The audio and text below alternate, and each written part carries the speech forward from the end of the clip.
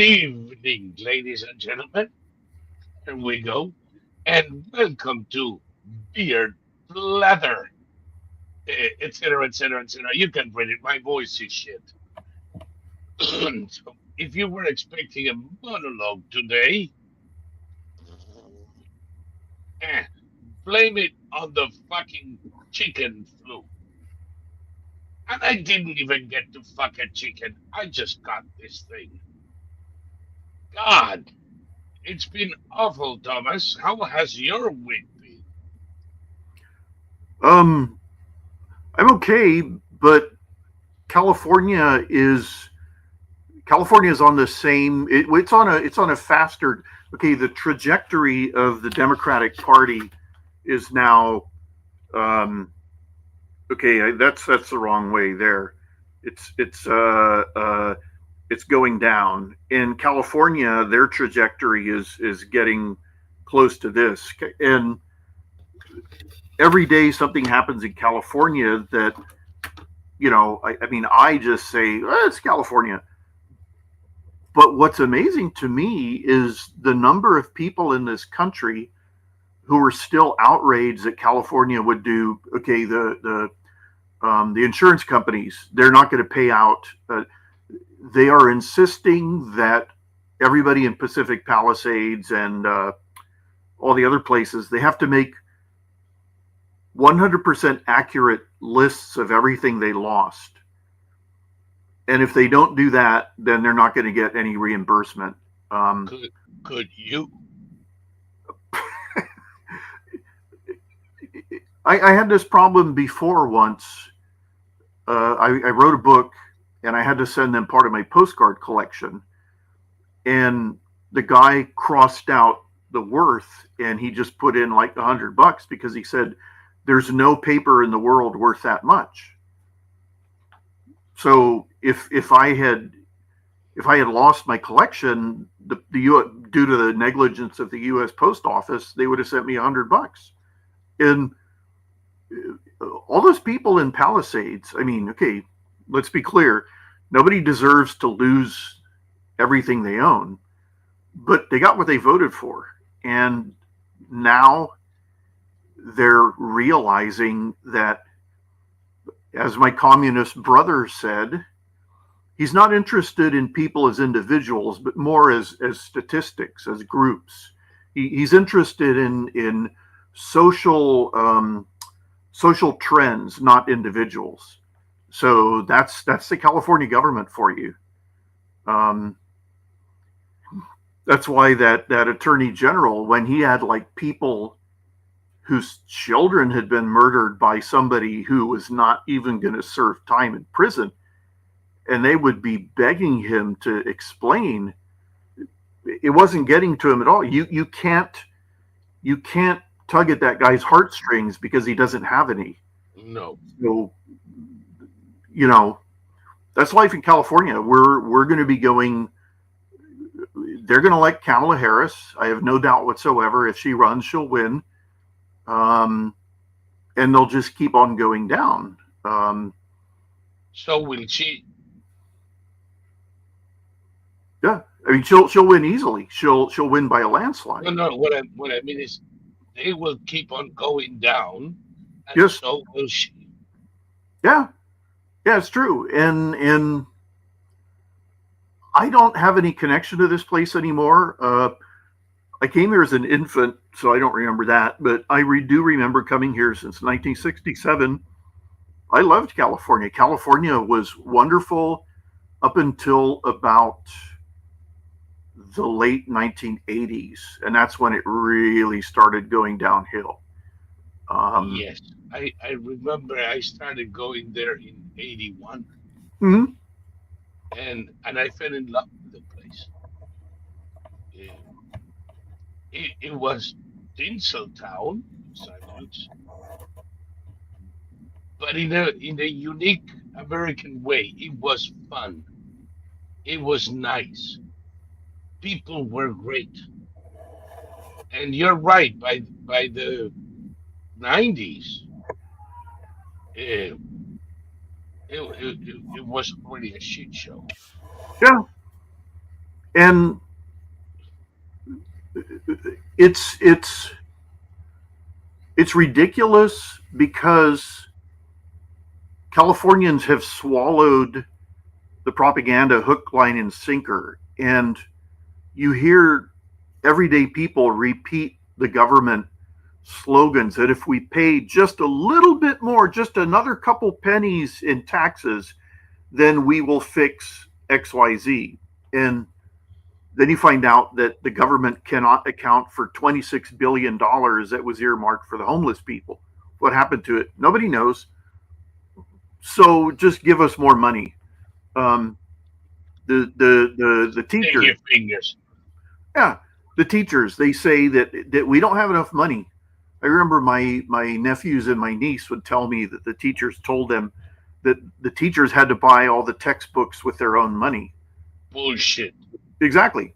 And the teachers didn't go back to school for, was it 2 years that one generation of kids didn't get to go to school because of COVID, Yep.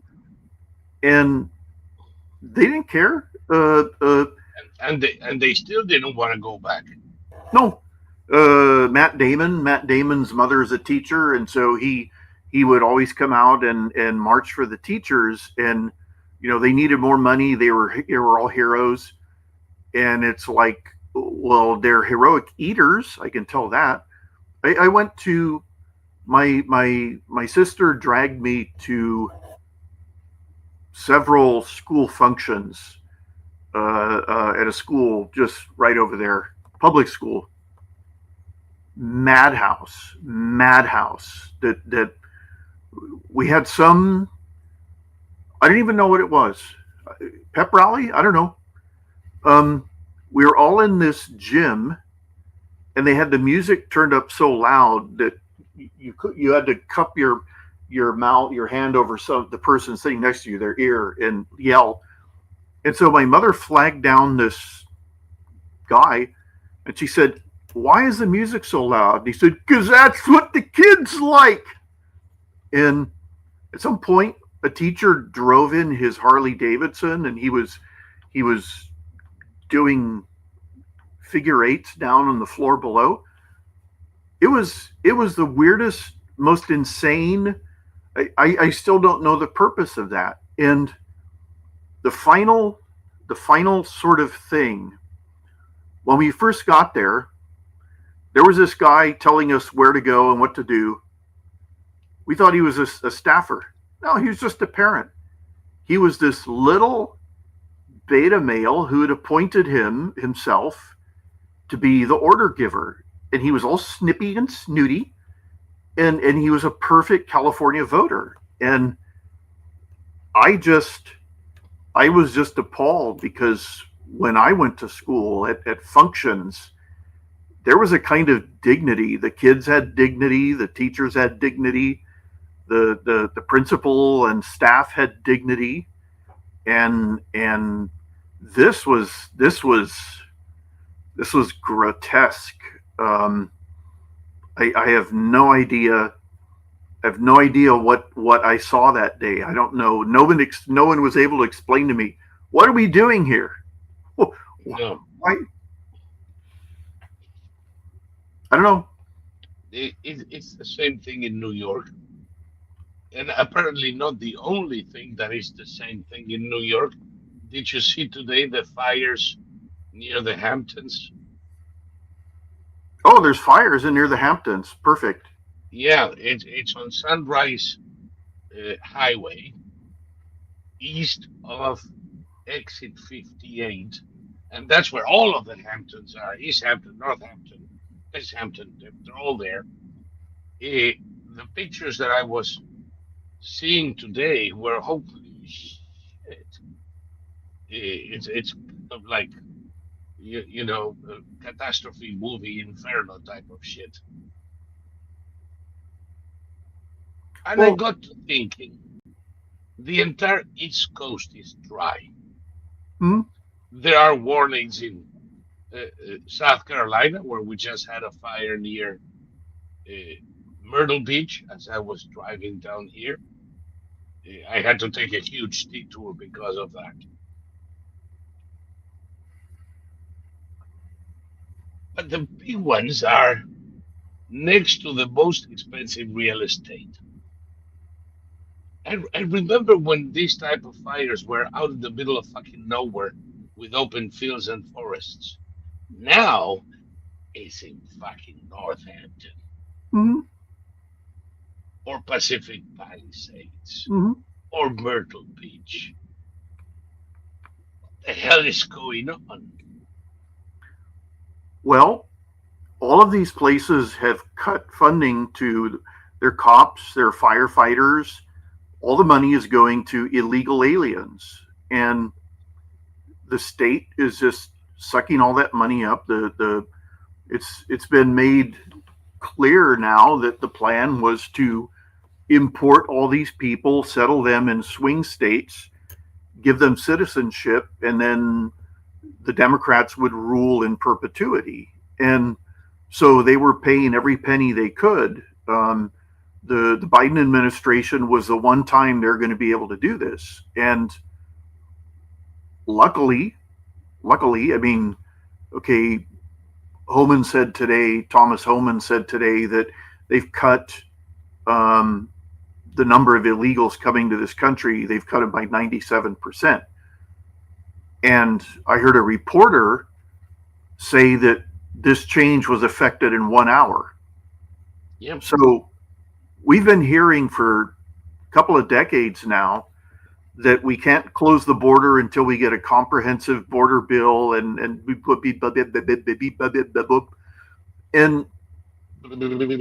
exactly. And Trump did it in an hour. And all these places that were siphoning all their money to illegals, they're still going to be left. I mean, like Los Angeles, the Los Angeles Fire Department, it's not going to recover for at least 10 years. They're going to have to rebuild the fire department. I understand the dike broke in the fire department.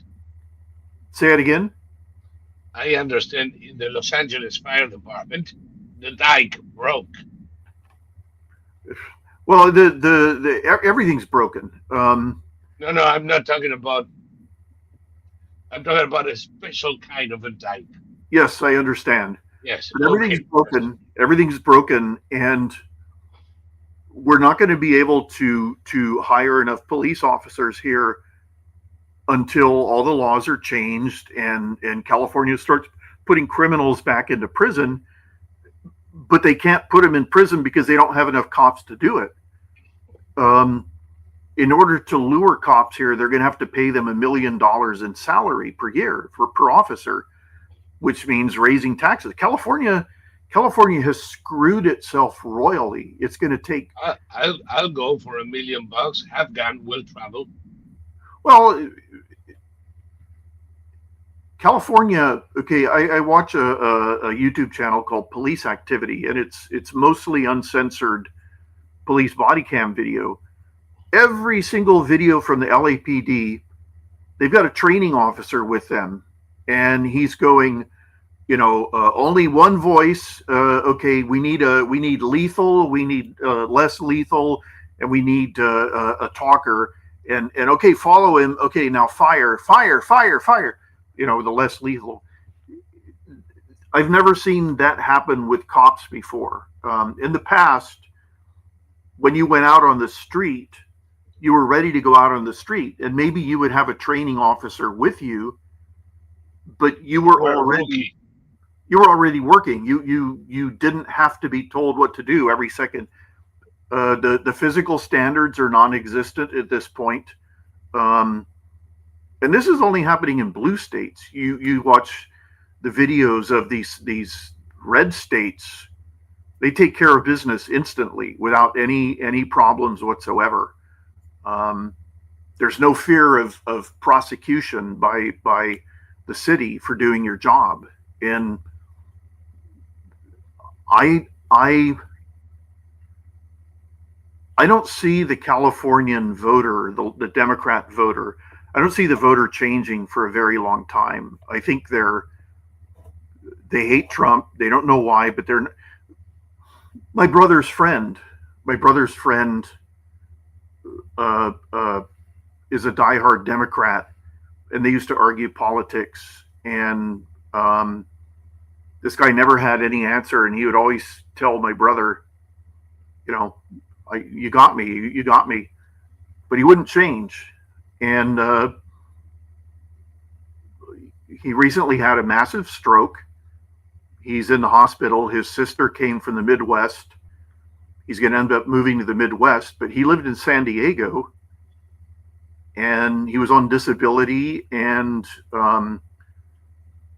Social Security, and what's the other one? Basically, he was unable to work even before his stroke, but his recovery, his prognosis is good, but it's going to take a long time. So when he's recovered enough to live on his own again, he's not going to be able to come back to California because the cost of living is too high. He was living from government paycheck to government paycheck, and it was a genuine disability. He'd broken his back, and he was a diehard Democrat. He would he was completely unable to explain himself. He had no facts at his fingertips. He couldn't name he if he made a statement about Trump, he couldn't back it up with any facts. But he wouldn't change, and that's, I think, the typical voter in this state. Yeah, but you know, I don't know to what degree the same thing that is happening around the world is happening in the US as well. Yes, Everybody hates Trump, but nobody can do without him. exactly. It is the funniest thing. Today is one of those stupid days, courtesy of the UN and the uh, uh, globalized moronism. Women's Day, and we What have day? a let me see, menstruating beings who can get pregnant day. Let's see. Adult Homo sapiens with double X chromosomes who produce. Not always, because about you know these Homo non sapiens think that an XY can be a woman too. You know, but they're celebrating the day, and they did it with bash Trump parties everywhere. What the fuck does Trump have to do with this? I don't know. But Well, these I are don't the know same either. people, you know, that don't want the US to participate. But come on, what is it going to take for the US to kick Maduro out and free Venezuela? Now all of a sudden, everybody wants the US to go and kick Maduro's ass. Eh, Well, But okay. why is the US intervening in the affairs of others? Okay, I won't. What do you mean you won't? You need to go in Ukraine now. Well, you know that Trump is giving press conferences basically on a daily basis, and he was asked that he was given one of those op-eds in the form of a question that making a deal between Russia and Ukraine wasn't that sending a message that countries could take parts of other countries by force. And Trump said, "What are we supposed to do? Like, how about you go over there and make the Russians give back that territory?" He said, "What are we supposed to do?" And that's his point.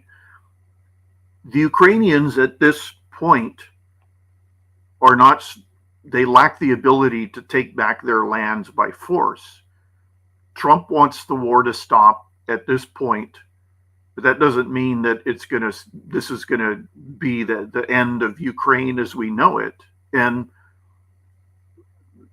as you and I have talked about, Zelensky got some very bad advice from the Democrats, and he decided to pitch a tantrum.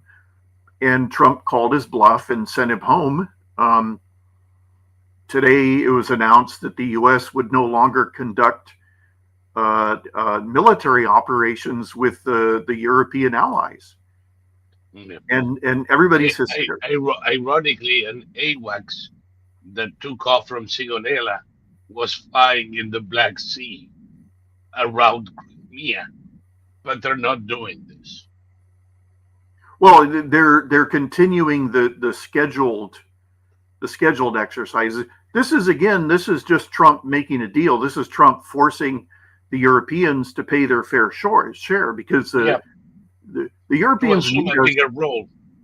The Europeans need us, but they hate us, and they want us to protect them while they have their little socialist fantasy lands. And Trump is calling their bluff too. Trump is calling the bluff of everybody all around the world, and he's calling the press's bluff. When he's asked questions now, he always asks who the reporter, who are you with? And if they say NBC, he goes, "Oh, you're a troublemaker enough," and then he goes on to somebody else. Today he was asked the same question 3 times, and on the third time, he said, "Again? What is it with you people? Why do you have to keep having the same?" He was asked about Marco Rubio and Elon Musk getting into a toe-to-toe screaming contest, and he said, "I was there. That didn't happen. You're just a troublemaker. Just shut up, and I'm going to move on to someone else." So, So what if it did happen? well, I mean, what do they have to scream about? As you and I have pointed out, Musk has no authority to do anything. Hmm. But there are disagreements in all governments at all times. So what if they had a disagreement? Well, Why is it a big deal? it's not a big deal, and it's an even less. It's even less of a deal since it apparently didn't actually happen. So That we okay, people are complaining that Trump is destroying the bond between us and Western Europe. We don't have a bond. We're Mhm. they've been taking advantage of us since the end of World War II, and it's a position we put ourselves into, and now we're switching I around. I I'm not sure that we discussed this, but I was at a meeting 2 weeks ago when I could still talk, and the biggest question was what everybody was referring to was the common values between the European Union and the US. And my question was, what are those? I I failed to see common values among the members of the European Union, much less anything that we may call European Union values and the US. What do we have in common? Can you think of anything? Well, how about the common values among, say, the Serbians, where in their parliament they start throwing smoke grenades at each other? You know, how about the common values in the UK, where they talk about each other as if each side is worse than Hitler?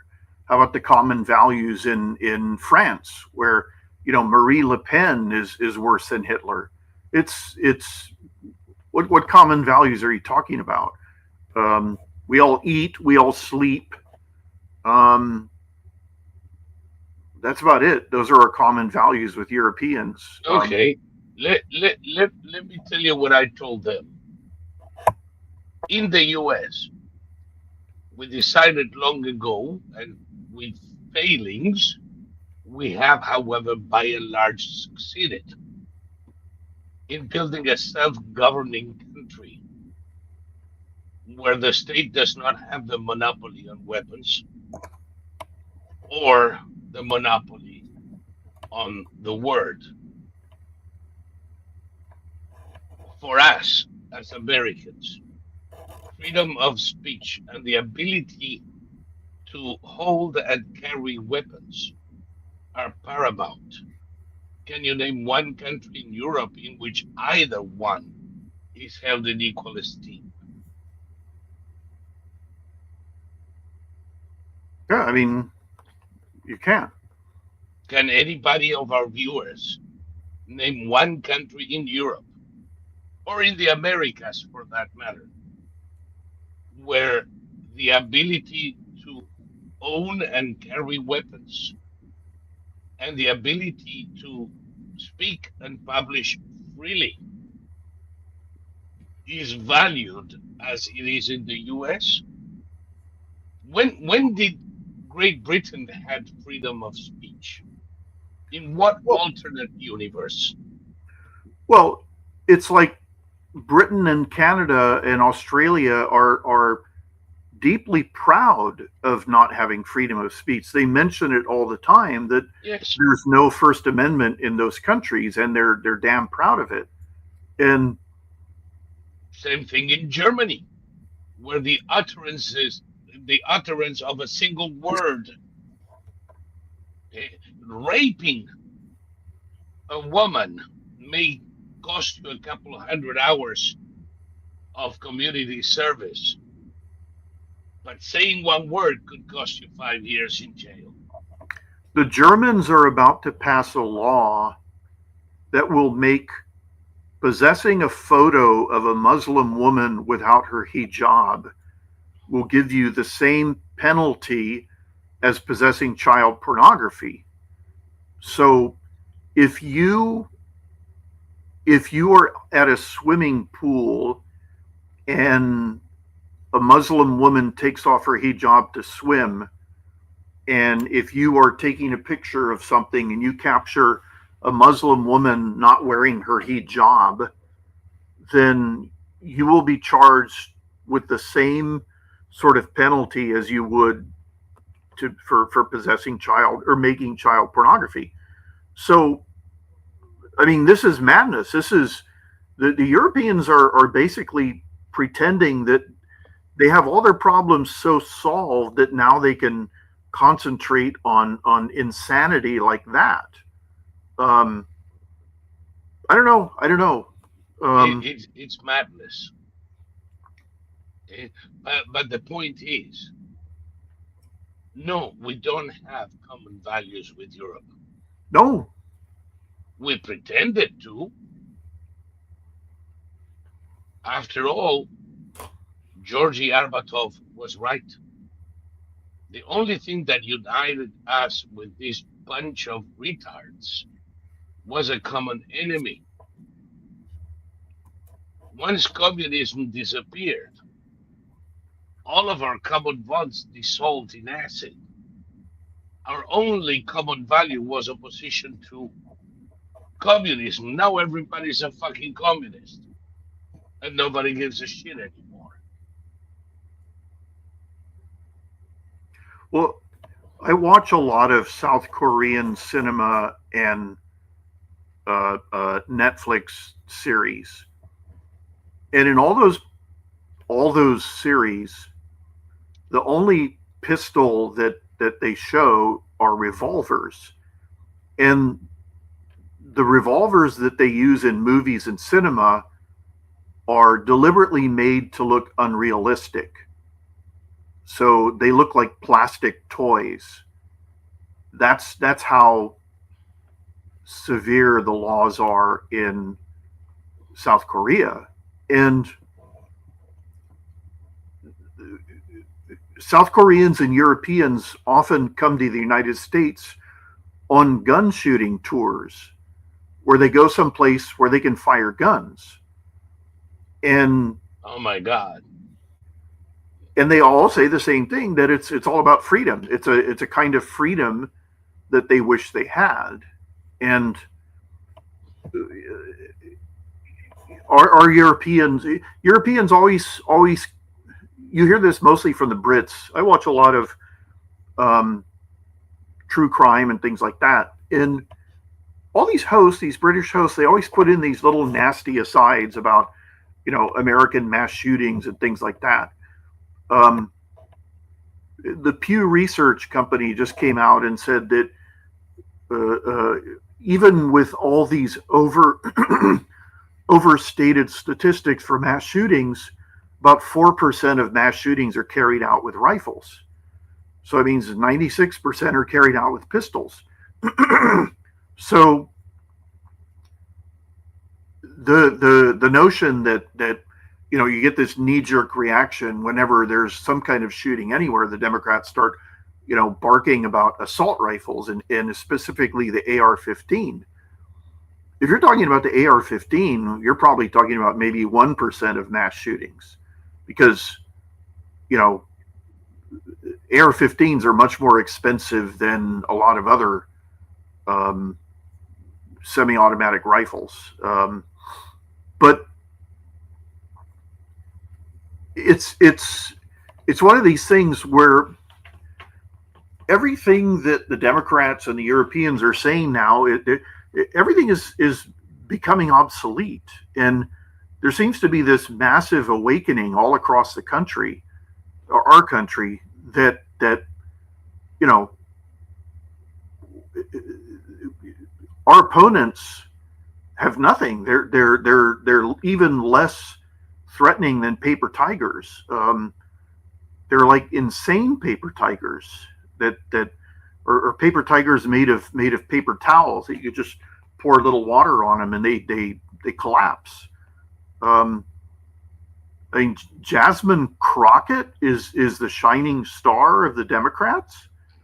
This this complete fraud who speaks like the most ghetto woman you've ever imagined, and she's like Obama. She had to learn how to do that because she's from an upper middle class family that and didn't learn it well.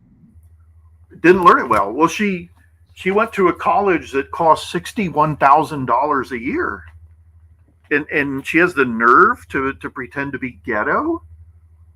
And I'm seeing young urban looking men wearing their hoodies talking about how embarrassed they are by her. So I think the cultural shift is continuing.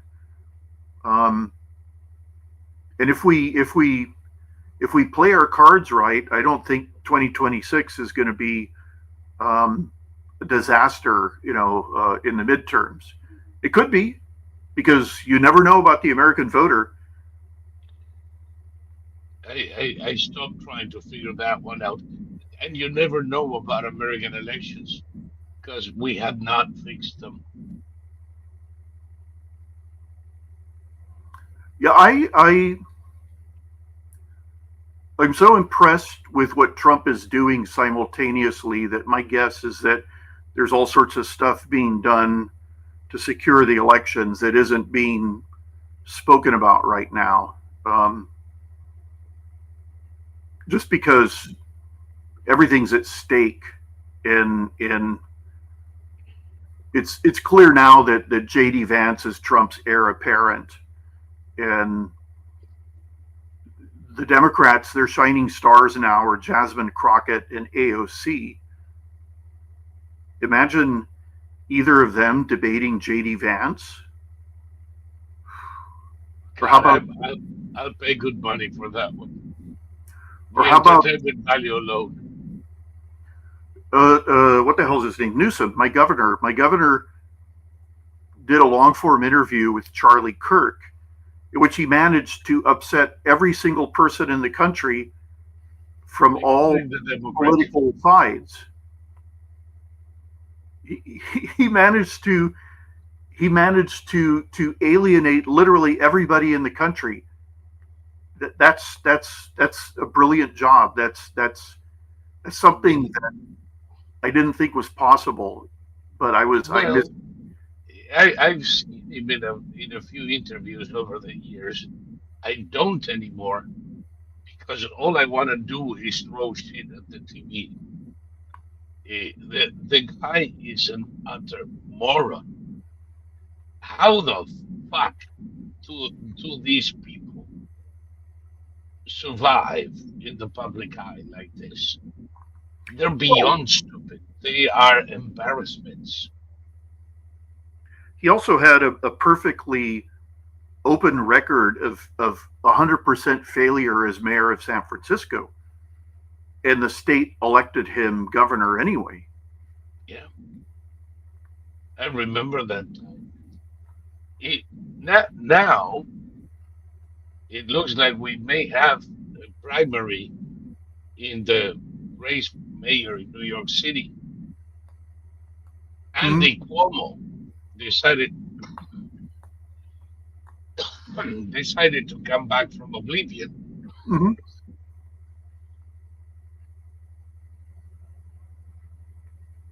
and fight it off with Adams. Yeah, You know, Andy has a chance. he does. No, Adams. I don't see New York Democrats terribly upset because he may have played some TT grab. Uh, they don't give a shit. And by the way, neither do I in general terms. I think this has been overplayed enormously. But the thing is that Andy Cuomo, who's an asshole, it sounds more reasonable than 90% of the Democrats that came after him. Well, okay. Did you see the clip of of I forgot her name, Nancy Pelosi during Trump's address to Congress? Did to your eyes did she project like a woman of maybe 156 years old, stricken with Alzheimer's, who had no idea where she was or what was going on? Did she project as this feeble, pitiful little old lady to you? No, She didn't. She did to me. no, She was because I know her and I know she's evil. what? I know her and she doesn't fool me. She is evil. Yeah, she's evil, but she's still greatly diminished. And there's this enormous power vacuum in the Democratic Party, and That is true. it's being filled by the dumbest and least capable of politicians in the Democratic Party. Yeah, exactly. Yeah, that's what I was talking What about. is she doing? But she's been doing that for years, like playing with her dentures. Hmm. Yeah, it's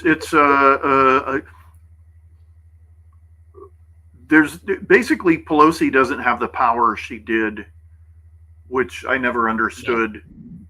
Um, and so the throne, the crown is being passed over to AOC, Jasmine Crockett, that idiot, the bald headed one. I think she's from Boston. Um, Oh, the alopecia wonder. yeah. Well, Yeah, they're all like in these committees. They all just talk like they don't follow any of the rules. they don't. Um, they're taking a page out of Al Green's book, and Al Green, boy, you should have seen some of the things that black people were writing about him on Twitter. And they're all saying the same thing. We know that white people can't say this, so we'll say it. And then they would write stuff, and it'd be like, oh my God. Whoa. Yep. Yep. They let me put it. I read some of it referring to his inhabiting the house, uh, as opposed to the workers' camps. Um, you have to be embarrassed. Anybody who may feel at any one time put in the same category as this shithead has to feel embarrassed for him. I wouldn't like it either. Yeah. However, it's nothing compared to Hank Johnson, who now apparently has developed new and novel ideas on cotton picking. Did you hear those? No.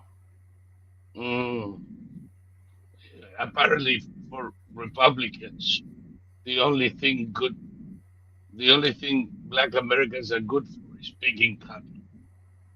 Oh, okay. Yeah, I did hear that. Yeah, and I would say only after one capsizes. As long as one doesn't capsize, I don't think the cotton picking thing works. But it does work if one capsizes. I mean, how can anybody take anything this idiot says seriously? Well, all these people are basically exposing their own views of black people. Not, I don't think there's any white person in this country who looks at black people and thinks cotton picker. I mean, it's a cartoon. It's like something out of Birth of a Nation, which was the movie made in 1916, for God's sake. Um, I don't know. We're in this era of madness.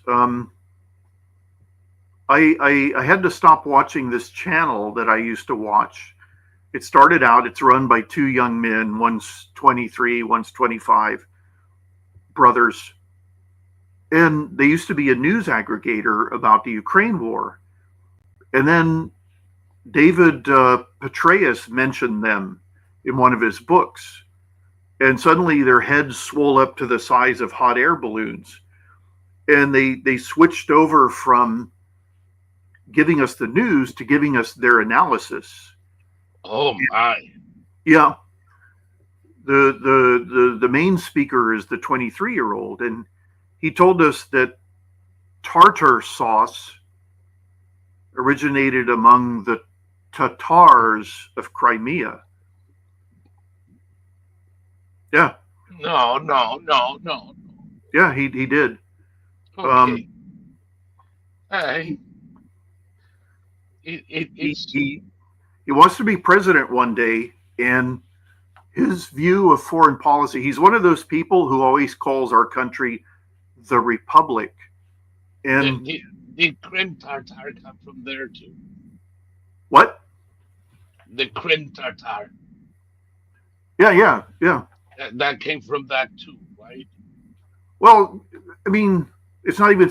They're not the same words. I mean, I it's. know. But Is the Tatars, not the Tartars, you idiot. exactly. No, tartar sauce was originated by the French around the something like the first time it was served was in like 1918 or something. It's a French origin sauce. Yeah.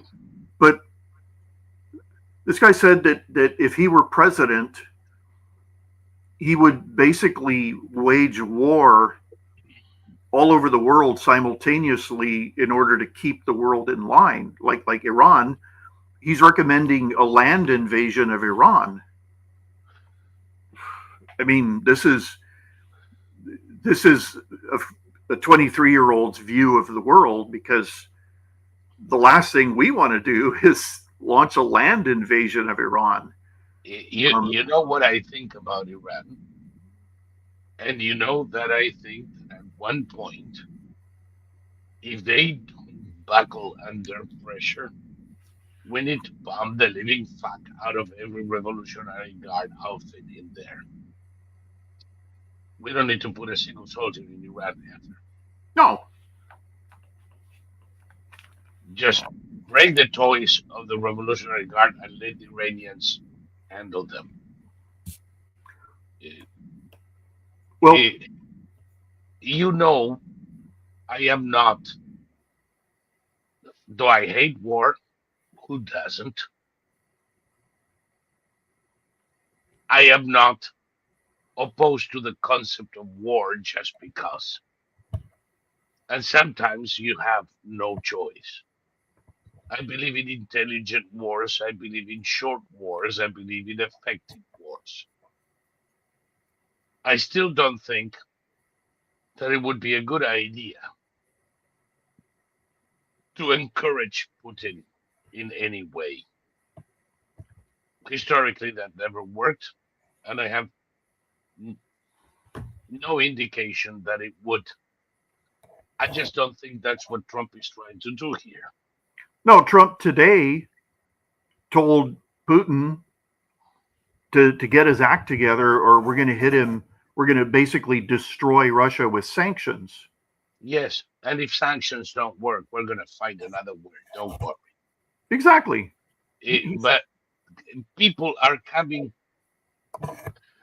Trump hasn't even begun to formulate publicly his policy, but you already have experts around the world who are telling you what he's going to do. He abandoned Ukraine. Oh no, wait a second. Now he wants to partner with Ukraine. Oh, but Zelensky doesn't want to. Oh, wait a second. Now Zelensky wants to. They don't know what the fuck they're talking about, and it's too early. One thing I know, I'm not going to jump in the bandwagon and Well, you can't. celebrate the fact, that Trump is fixing this with that war. I don't know that he can, and I don't know that anybody can, by the way. And I don't know that you can solve this without essentially getting rid of Putin. Victor Victor Davis Hanson wrote an essay prior to Trump announcing. It was after Trump won the election and prior to Trump beginning to announce his nominees for the various cabinet positions.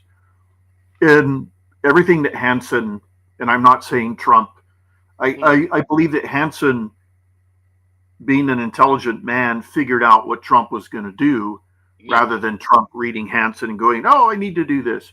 But he said that Trump needs to not impose, he needs to nominate people who will be seen as radical changes to the status quo in all his cabinet positions. That people who other people will shudder at and say, oh my God, how could he do this? And he also said that Trump will at least once have to use military force in a big way. And because he said he's going to be tested, they're going to test the boundaries. Trump, I don't think Trump has, well, Trump has said that all options are on the table with Russia, but he also said that something big is about to happen in Iran. He said something that everyone will be talking about. Now, nobody mentioned this, but we've sent an entire wing of B-52 bombers to Qatar. Those bombers can, with refueling, they can fly out from Louisiana. it, they have been doing joint exercises with Israel's F-35Is and F-15Is, and we have had last week joint exercises of the Israeli Air Force with the B-52s. Something huge is coming. Yeah, and it's going to be what you and I are talking about.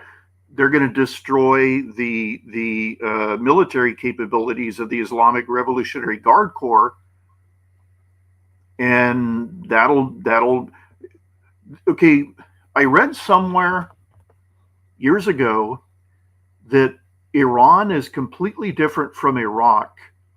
Iraq was closed down, and it was almost impossible to get agents on the ground in Iraq. Um, some were able to do it. For example, nobody knows this, but the Germans sent target markers in, soldiers who marked targets for the German aircraft that were going to be bombing buildings in Baghdad. But in terms of actual spies who could speak with the opposition, it was impossible.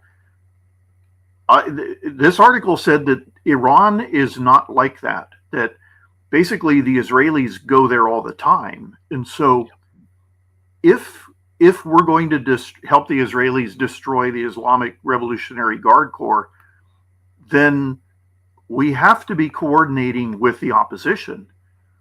And the second that the IRGC is knocked out, the opposition has to rise up and seize power. And there can't be time for a power vacuum. There can't be confusion, et cetera, et cetera. There is, um, there are people asking about my voice and microphone.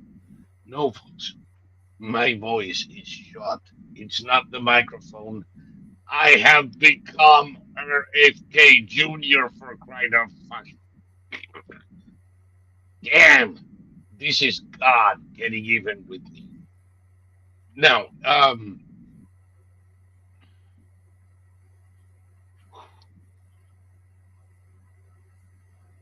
Israel is infiltrated Iran to the rafters. The Iranians have no secrets. It is the opposite of Saddam's Iraq. They are fucked. And they have failed at every single attempt since October 7th and don't seem to get the point that we got him by the balls. Trump just wrote him an ultimatum. The other thing that I noticed is 8 years ago, I thought the opposition that was going to that was in a better position to take over in Iran was the group led by Mariam Rajavi.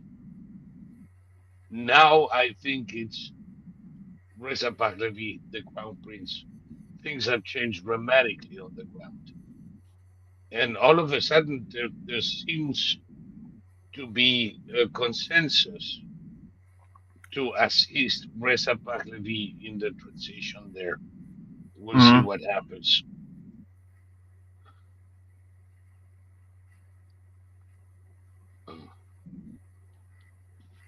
Thank you for the lozenges. I don't think that'll do it, though.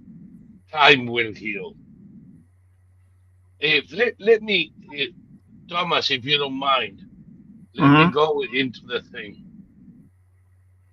I've been 1 week circling the drain with the closest fucking shit to COVID there is.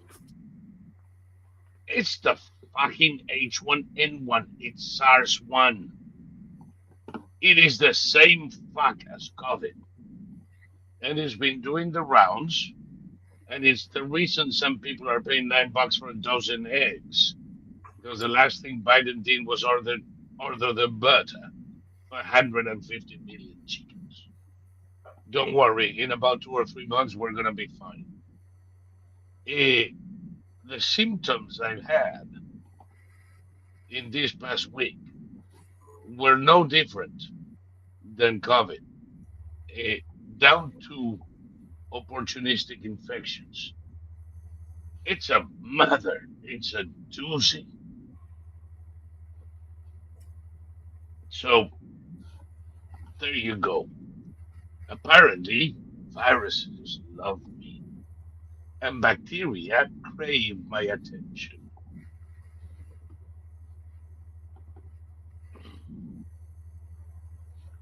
Ugh, fuck.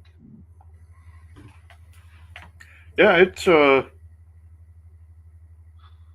my father used to get respiratory infections all the time, and he had a super deep voice as it was, but sometimes his voice got so deep that it was almost unintelligible. And um, he had pneumonia as a child in the 1930s in Iowa, and it I mean, so what does he do after surviving a severe case of pneumonia? He smokes 5 packs a day for 50 years. Well, Uh, you know why he could do that? why? He wasn't married to my Dominican. She'd kill me. Well, I mean, I used to smoke. I smoked, let's see, about 10 years. And the most I ever smoked was about half a pack a day. And my brother just told me that he used to smoke 3 packs a day for about 20 years. And I couldn't even imagine that. Um, but okay, the dancer Gene Kelly was very proud of his physique, and Gene Kelly smoked uh, 5 packs a day of filterless cigarettes. Now, you hit your 30s and you're smoking 5 packs of cigarettes, your endurance level is going to go way the hell down. Um, I never understood, ballet dancers, they're all chain smokers to keep their weight down. But, ballet is like an incredibly physical art form. Demanding. So I mean, I used to watch the Dutch laborers. Like Holland always seemed to be under some form of repair, and you'd see these shirtless And guys. Germany. Yeah. They all had cigarettes hanging from their mouths as they were doing all this like incredibly cardiovascular work, and they were not kids. But I don't know. I just I've been very lucky. I never got COVID. Um, I mean, I'm a hermit, so how could I get COVID? Uh, uh, when I went out in public, I always used to, I used to open the doors in supermarkets like this, and um,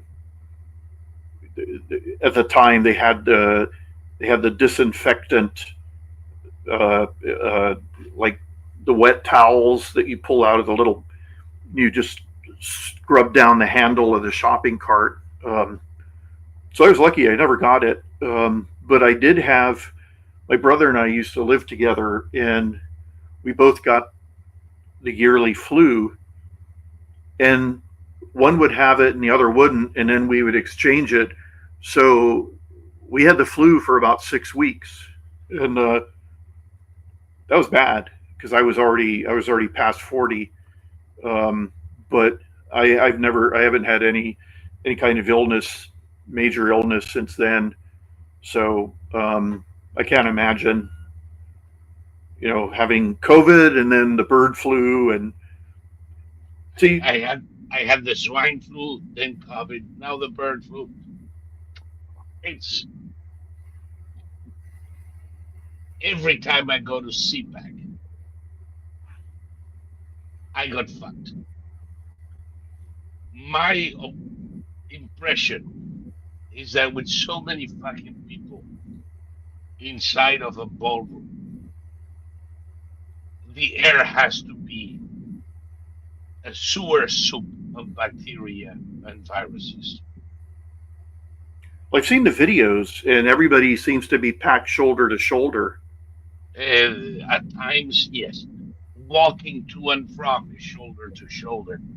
You go to the bars, everybody on top of everybody else, and it is a huge place, but the crowds form all the time, and you're constantly smelling somebody's farts, armpit, or breath. That's where it comes. I'm pretty damn sure. And in this case, it was maybe a week after CPAC. There we go. Ooh. Yeah, I The- uh, I never like crowds. Let's see, one, two, three, four. I've gone to 4 rock concerts in my life, and I was a music journalist. Yeah, okay. if you count the ones where I was backstage looking out onto the stage, then it's about 10. But it's only 4 where they had like what they call stadium seating, which is no seats at all. You just, and I hated it. I hated every second of it. You were shoulder to shoulder with all these drunk people and high people, and the music was so loud that even with earplugs, it didn't even sound like music. Um, but uh, I hate crowds. I've never been able to deal with crowds. I don't know how I survived 5 years in Tokyo riding those trains, because they honestly did have the pusher that the pushers would shove you into the train car. And I mean, the Japanese are very clean people, so you didn't every, every now and then, yes, you'd find yourself next to a businessman who'd vomited down the front of his shirt, and there'd be no place to go. The Japanese can't hold their liquor, so you saw a lot of that. But I don't like crowds of people. I don't like, you know, I went to mass, a Catholic mass years ago, to attend a funeral, and that was too many people. So I avoid crowds, and that's the way I've not been sick. But as I was blathering away, I just remembered something I saw that I wanted to bring up. Today, Trump was having another of his daily press conferences, and a reporter said, "Can you pledge to not let China take Taiwan by force?" And Trump said, "I'm not going to pledge anything publicly." He said, "If I have if I have any sort of idea like that, I'm going to mention it to my staff, my cabinet members, but I'm not going to be talking about it publicly." And then he was also asked, do you demand that all your cabinet heads obey you?" He said, "Well, yeah, of course." Uh, And he said they would. And then he looked around and he said, "Maybe she wouldn't." And I said, "No, no, no, I'm just kidding." So I don't know who he was pointing at. Maybe, Pambondi, I don't know.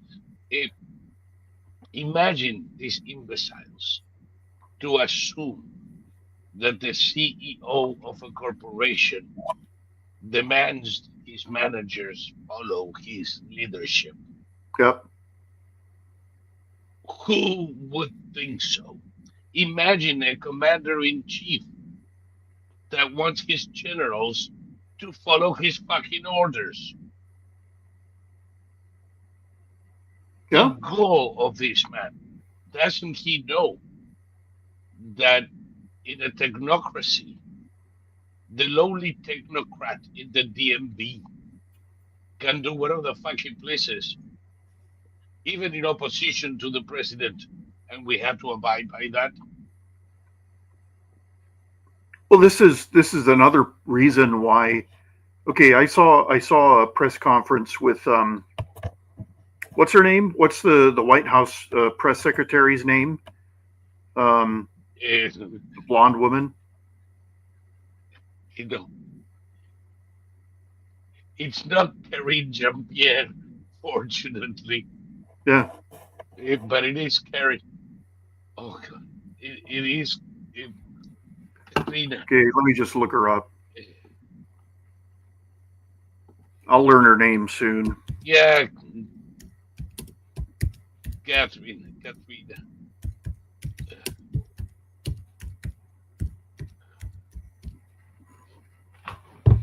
Jeez, come on. Alrighty. Carolyn Levitt. Yeah, there are Carolyn. I was watching her take questions, and she took questions from about five people who I did not recognize, and they were all asking normal questions.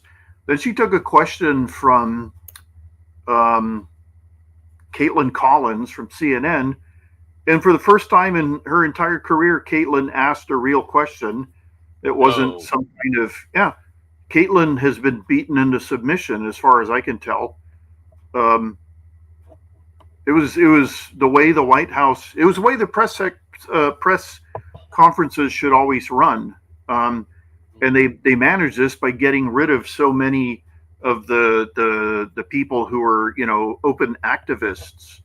They just like ditched them all and then brought in people from online press services or lower circulation. No, and they broke the monopoly they had on who got in. It used to be, a fascist corporation. It was the big news agencies deciding who got to get in.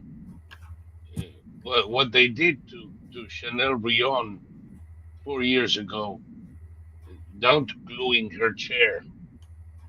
I mean, this is high school hazing sometimes. Mhm. Eh, Poor Chanel, she had to go to the press room carrying her own folding chair. Can you imagine? No, but what I've discovered about leftists is that they're so childish. Like Yeah. everything they're saying about Trump and about the terrors of Trumpism, it's all very childish. And you see Californians. I remember when Trump was shot, they were interviewing Californians on the street, and they were all saying that it was all staged. It wasn't real. And I thought, how childish could you actually be? Like if Obama had been shot and clipped in the air the way Trump was, it would never even occur to me that it was staged. Because how would they stage it? How would they stage it? What would they do? They have a guy firing blanks, and then when Obama was covered by the Secret Service, one of them would smear red stuff on his ear. Yeah, I mean, it wouldn't even occur to me. I would take it at face value because there would be a 100% guarantee that it was real. And here are all these a dozen people on the street being interviewed saying that it was staged. And none of them were little kids. They were all mature adults, but they may as well have been 6 years old. And I just thought, these are voters. These are voters. There was this Italian American who protected his wife and daughters and took a bullet in uh, in the attempt on Trump. Was his death staged too? Yeah, the firefighter, exactly. Did he? Did the Secret Service actually? See, it's so stupid that it falls apart if the second you start to analyze it. Yeah, but it's more than falling apart. It really upsets me that they can be so low. Well, That you have a wife and daughters mourning their husband and father. Well, these fuckers. How different is this from Alex Jones telling you that the school shooting in, Sandy Hook. yeah, what was staged? How is it different? Why aren't they not the same side of the same shitty coin? Well, they are, and that type of person is that type of person, regardless of their political beliefs. I told you that when the Las Vegas mass shooter had just opened up, I was watching this on Twitter in real time, Yeah, and they were already we saying, were commenting it in real time. well, they were already saying that it was staged. It was a false flag operation, Yes, like while it was still happening, and that puts them in exactly the same place as these California voters who said that Trump's assassination attempt was staged. They're exactly the same people, yeah, and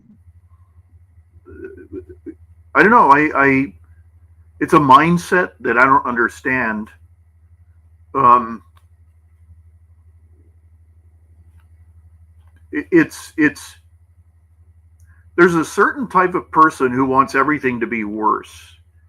Have you noticed that they want everything to be horrible, yes, and that's a very childish thing. Like cynicism, a certain type of cynicism is very childish. Uh, there are different types of cynicism, and some of it is based more on reality. Um, like me having to deal with my city code division. I'm very cynical about all that. Um, but then there's other people who have this knee jerk cynicism that's very childish. And when you make claims that you don't back up with any evidence whatsoever, but you believe it 100% because you're childish, and there's no talking to you. Um, that's sort of the era we're in right now, where we're definitely weeding, we're separating the wheat from the chaff right now, and the chaff are all going to end up in the Democratic Party, and they're all going to be telling us that Jasmine Crockett and AOC are like the saviors of the party, and it'll be stunning, but it's going to happen. Um, yeah. No, we're gonna see a lot of things. This one thing I saw today: Anna Paulina Luna and Alexandria Ocasio Cortez join forces to pass a law capping the interest that banks can collect on credit cards. I didn't know Anna Paulina Luna was another collectivist piece of shit. Did you? no, I mean that's just Now I do. Every new flavor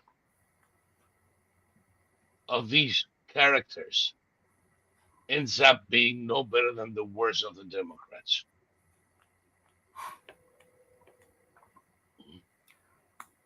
So Ana Paulina Luna and Alexandria Ocasio Cortez are two little fuckers who are so deep into the social doctrine that I don't give a fuck if they define themselves as Democrats, Democrat, Socialist, Republican, MAGA, or whatever the fuck comes out of their ass tomorrow. It even if is it is actions that should worry us, not labels. yeah, I don't think that's going to go anywhere. Um, I hope not. I mean, if Trump vetoes it, I don't think they're going to get 2/3 of the No, the House no, no. to They pass it, they won't. They because won't. okay. In the case of Anna Paulina Luna, it's something she can do to say I tried to help you and blah blah blah. She can appeal to low information voters about how she tried to help them out with this. Um, but see, I took out a loan 3 years ago from my bank, and it's just about to be paid off. And the reason I took out the loan was because I'd maxed out my credit cards. It was when Biden became president, my interest income, which is what I live off of, it was cut by a third. And there was a period of readjustment, and I had to live off my credit cards. And I ended up maxing out or getting very close to maxing out all my credit cards. And so I took out a loan from the bank to pay off the credit cards, and it was a 3-year loan, and everything worked out fine. I've got 2 more payments on it, I think, and I had to adjust the way I was living. Um, so there are people who have it much harder than I do, of course, but they're also capable of readjusting their living. That I've had so many people in my family who've come into windfalls and they blow it on things that I remember. I won't mention who this is, but someone in my family got thrown out of their house. They were renting a house that a father owned, not my father, but a father. And they had a fight. They picked a fight with dad, and dad said, "Okay, you're evicted." So this family had to come and move in with my brother and me. And it was hell on earth. And one day, the breadwinner of the house brought home this Frankenstein toy. And the Frankenstein toy was about this tall, and it was voice operated.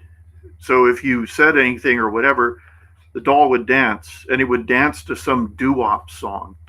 Then it would stop, and then you would voice operate it again.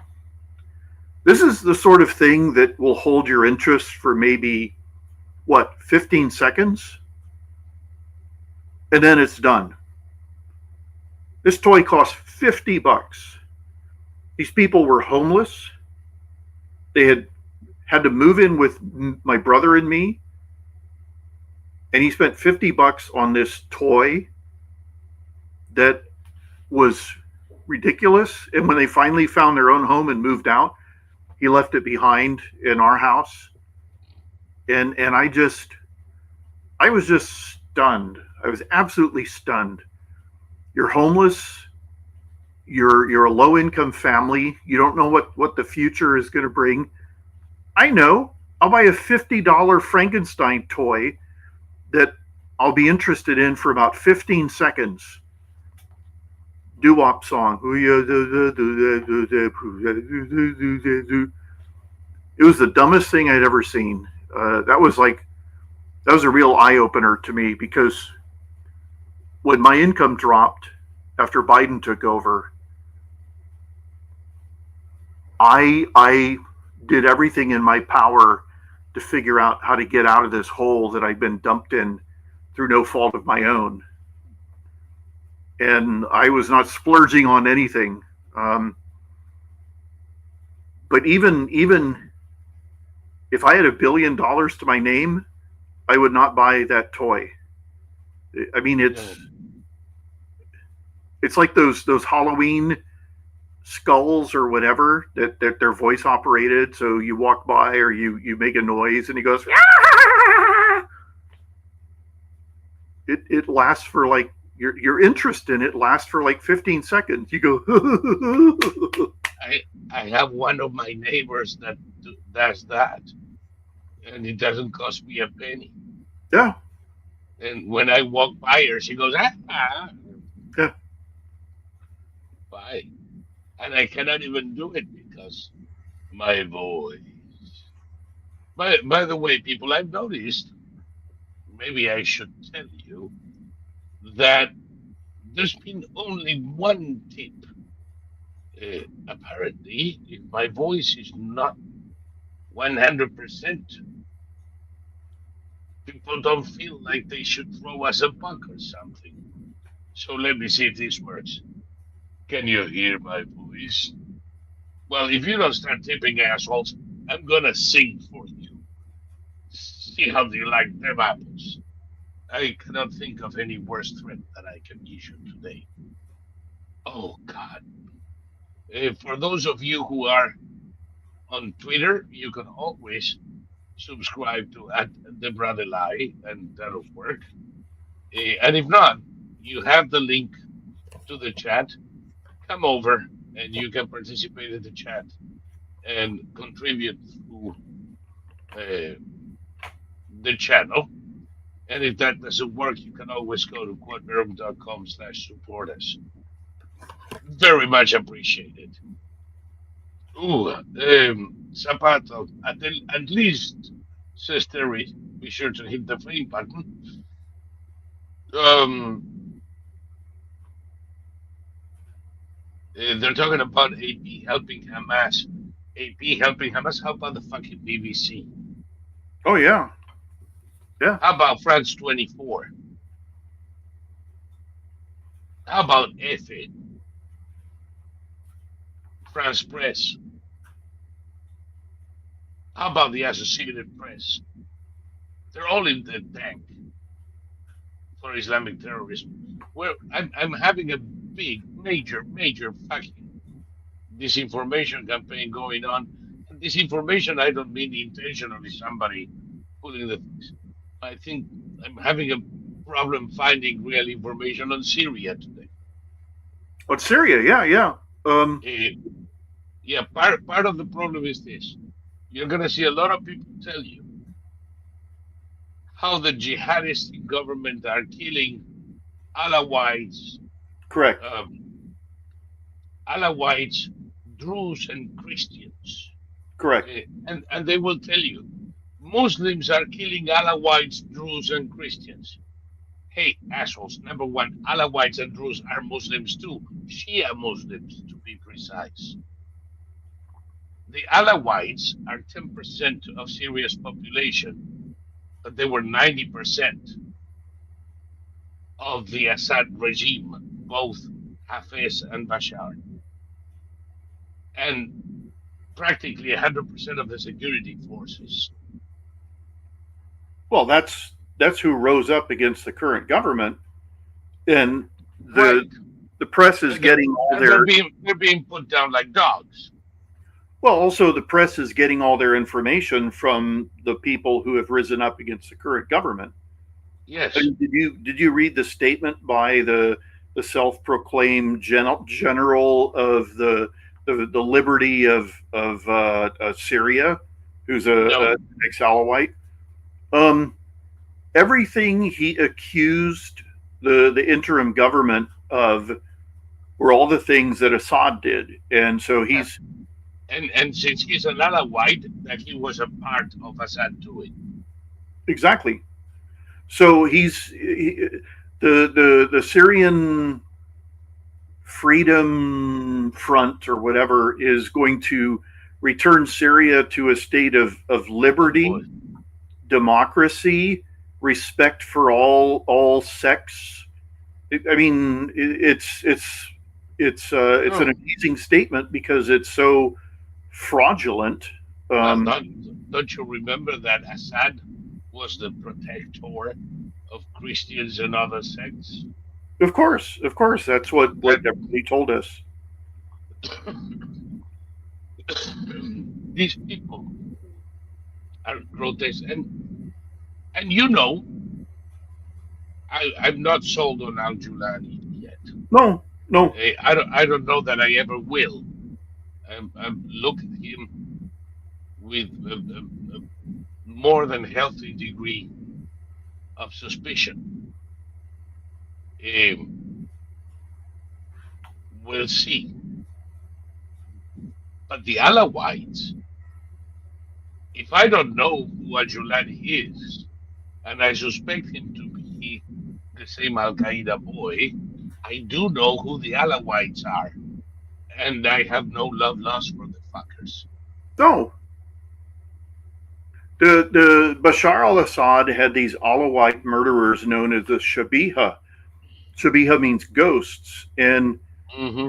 were these were disgusting pigs who shot themselves up with, they didn't take steroids, they injected themselves with this oil that made their muscles look huge. So they posed with all these Hulk type photos. They all had big beards and they all wore sunglasses, and they were the ones who would abduct people and then return their hideously tortured, mutilated bodies to their families. They're all Alawites, and the notion that Bashar al-Assad was protecting anybody in Syria is ridiculous. He didn't even protect his own people. It's like, Himself. He was exactly. protecting himself for as long as he could. I was told that the current government had banned Alawites from running for political office. That's not true. They had banned former Assad members who happened to be Alawites. Which is 90% of the Alawites. Exactly. I was also told that they were going to change, they had changed the curriculum of the Syrian schools. Well, there was an announcement that they were going to, um, they were not going to teach evolution and what was the other one? No, they did before. Well, there was an outcry, and so they reversed the order. They said, okay, we will allow the teaching of evolution, and I think I think it was like uh, uh, biological sex education, not American sex education, but how reproduction. That's the best way to put it. The birds and the bees. Right, but okay, the Assad government collapsed so quickly that you have to expect a prolonged state of confusion, considering that until the former Assad regime holdovers rose up 2 days ago, considering that there hadn't been,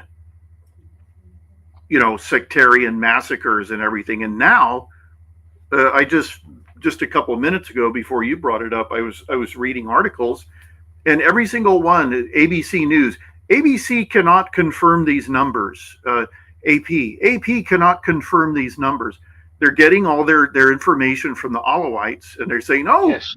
they're carrying out revenge massacres against, And it all started with with an Alawite uprising in Latakia, yes, near the Russian bases, yes, because the Russian bases are embedded in the Alawite pro-Assad territory. Mm, you don't say. These are also the pro-Iran assholes. These are the people who gave Syria as a gift to the mullahs. mm-hmm. And there was an uprising. And 2 days ago, columns of government uh, uh, Forces. forces, lack of a better term, uh, went over there, and there was 2 days of almost indiscriminate shooting between the two sides. Mm-hmm. 2 days of shooting. Mm-hmm. That's not the killing of the defenseless civilians. No, That's a fucking battle. the uprising started with the ambushing and killing of 13 government police officers. So this wasn't a march holding up signs saying, I don't want to be ruled by you, Giuliani. This was an ambush against the police officers working for the current interim government. Okay, this is the interim government, and they are soon going to move into the transitional government. Yeah. So, considering, I mean, They have to agree on a constitution first. They You have to still don't agree on know your what the fuck they're constitution. gonna do. Eh, and some have to agree on agreeing on the constitution because a lot of the Druze don't want anything to do. They want their own little autonomous state, and if anything, join Israel instead, which is I'm going to sure the be rather. Kurds. I'm sure the Kurds want their own autonomous state too. The Kurds, uh, Rohingya, no, not Rohingya, yeah, Rohingya. Yeah. They definitely want, and to all intents and purposes, already have an autonomous region in the north. Ironically, it looks like Erdogan is moving to end the war with the Kurds. Yeah. Eh, That's another thing that the press here is not talking about. Apparently, Erdogan is about to strike a deal with the PKK. Well, see, the press is going to argue that the world has slipped into chaos since Trump became president, and that's why they're talking up this uprising in Syria. The uprising, okay, as you pointed out, the Alawites are 10% of the population, and Yes, of that 10%, how many fighters are they going to be able to produce? A few thousand. I don't know. Remember one thing: 10% of the population and 90% of the government structure of Right, Hafez al-Assad and Bashar Assad, right, and and the officer corps of the Syrian army. right. And so they're going to be able to produce a couple thousand trigger pullers. So Yes, this isn't the major catastrophe that the press is writing it out to be. and by the way, they're all dead. They don't know it yet, but they're dead. Yeah. So the press has morphed. Trump used to say that the biased press was the enemy of the people, but the press has quickly morphed into the enemy of the people, just the mainstream press.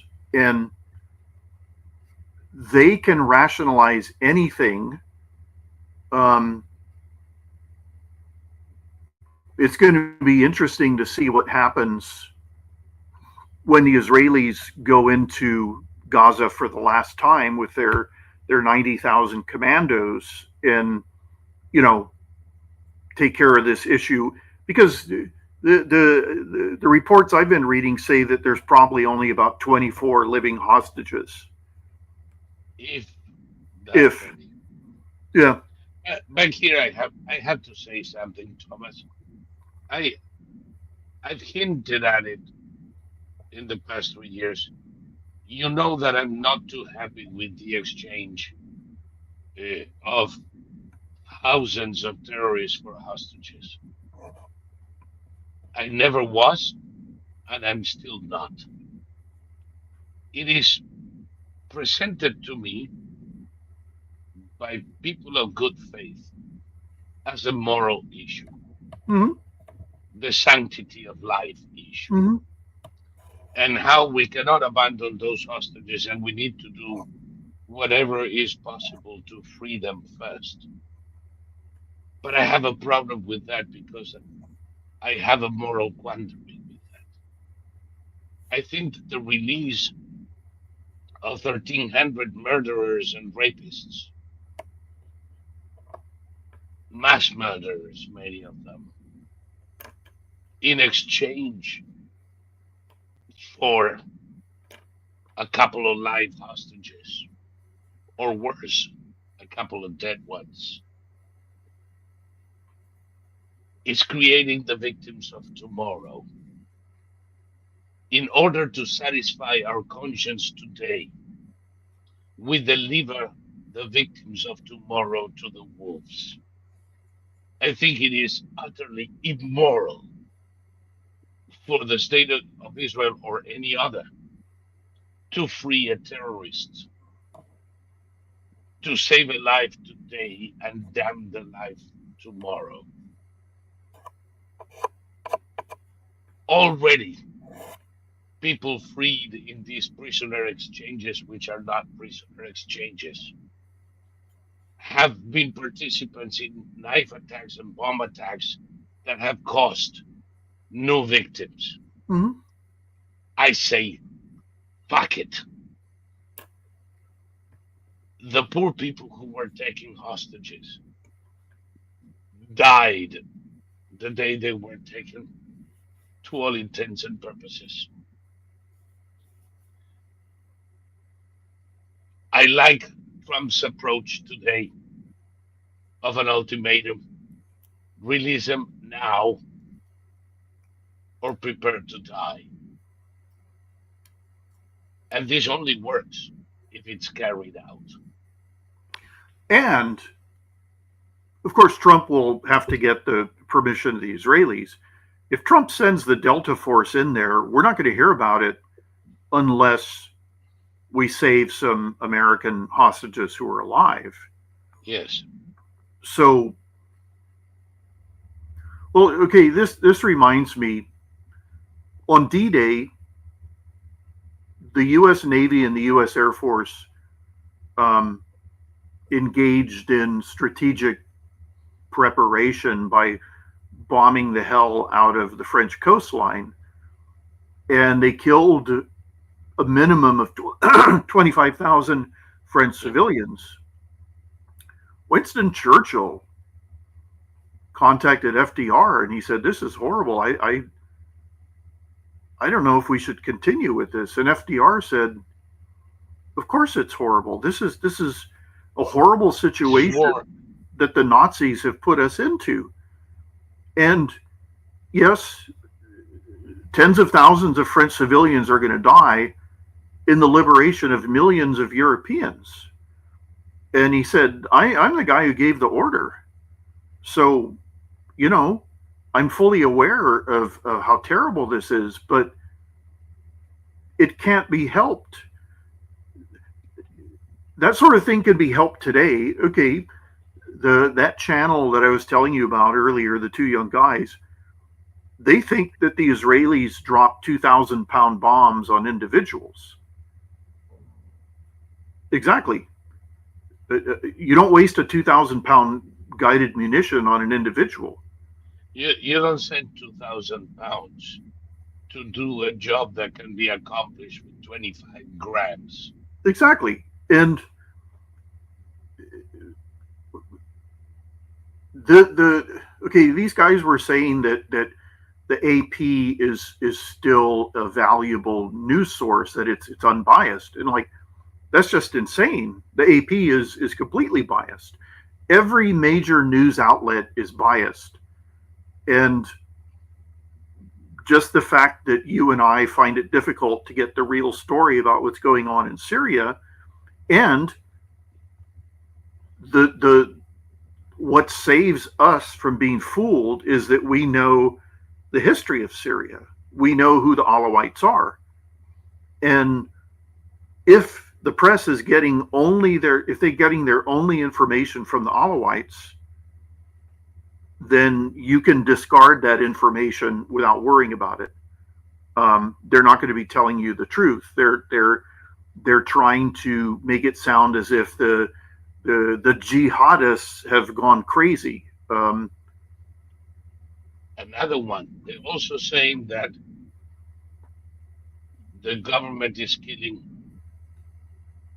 Druze, but the Druze are not in the same area. And they're working with the Israelis in the south. And they're saying that they're killing Christians, yet the churches have called on their communities to take refuge in the church buildings from the shit going on out in the streets. If there was a coordinated attack on Christians, don't you think that putting them all together inside a church would be slightly counterproductive? Well, okay, this was Assadists who rose up. Why would the jihadists go after the Christians or the Druze? Doesn't make any sense. And if they were going after Christians, would putting all the Christians together in a Christian building with signs and crosses on it the best way to go about citing them? No, and okay, here's another thing that nobody seems to understand. In any war, you're going to have atrocities committed by both sides. Yes.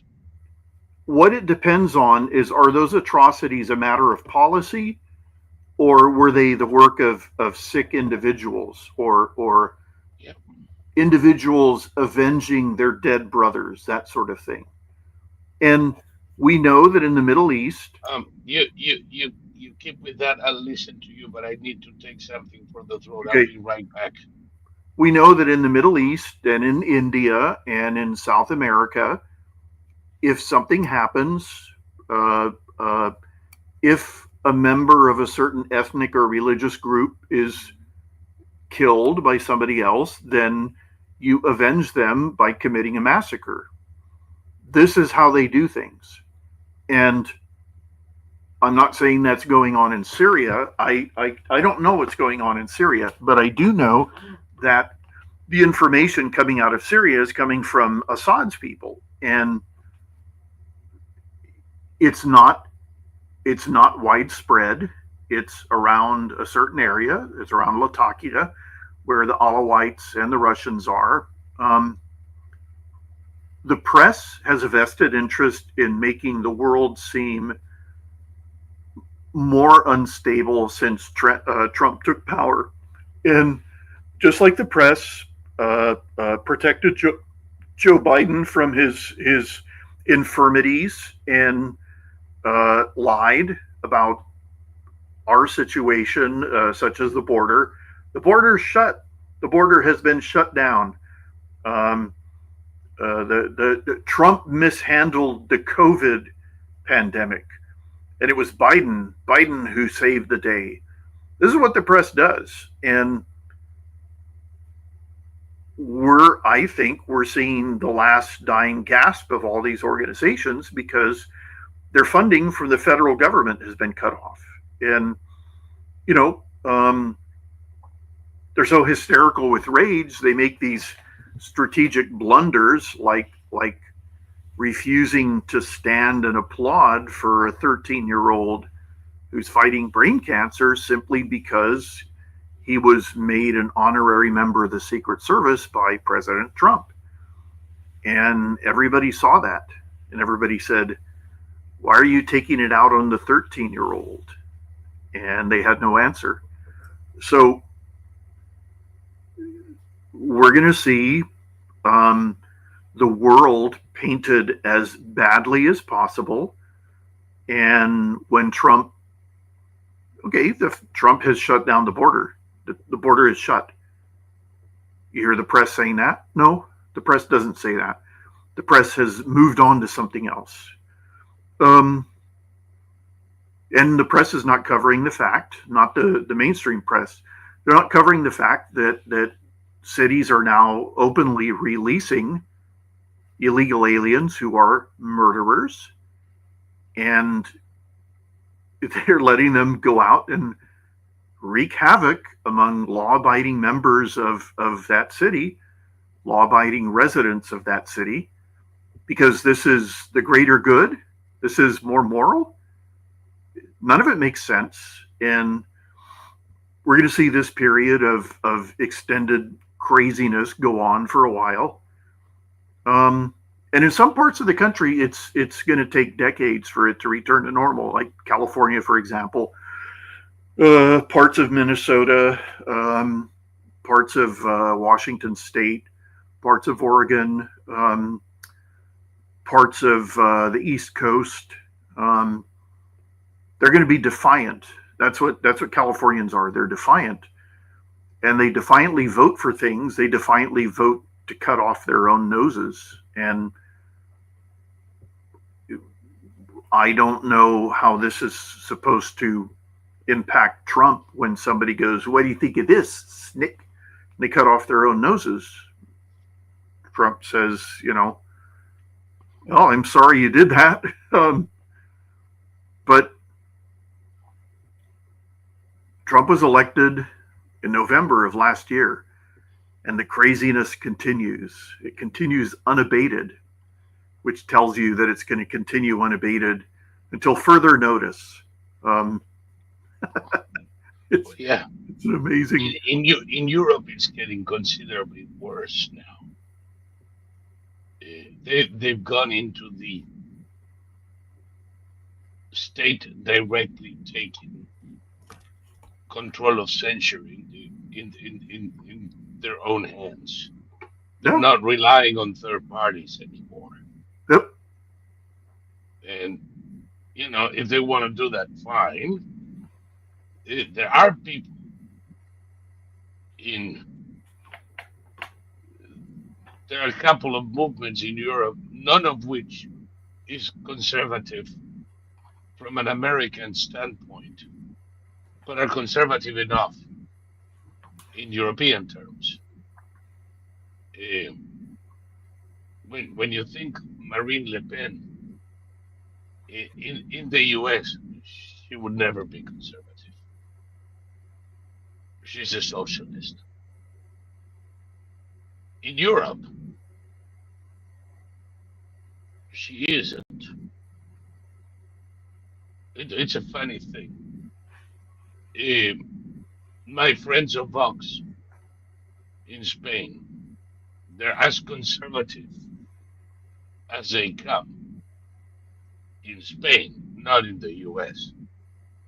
Well, think about it. The only European leader who is openly pro Trump to the point where she comes here and reads speeches in English is Maloney. She's it. Oh, Um, Georgia Meloni is definitely Santi Abascal in Spain. Um, there was a funny situation in CPAC. Uh, Pereda, the French Prime Minister, who is from Le Pen's party, was going to speak in the main stage, and he was coming after Bannon. And Bannon did one of his stupid, ill-informed, childish pranks, and he actually did something similar to a fascist salute. mhm. Eh, and instead of using the opportunity to bash this idiot out into oblivion, eh, the stupid frog decided to cancel his intervention because he is too ready to believe that American conservatives are somehow admirers of Nazis. Mhm. It,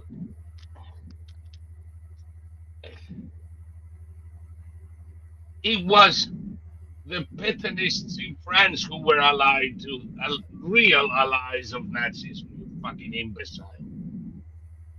Well, the No, Nazis. there are others because Meloni is not the only one. You have Orban, who the left hates with a passion, and who's even been accused of being a friend of Putin, when he's the only one that I know of the leaders of Europe who was carrying an AK-47 on the streets of Budapest to keep the fucking Russians away. He has no love lost for Russians. He fought the Russians in his own country to keep them out.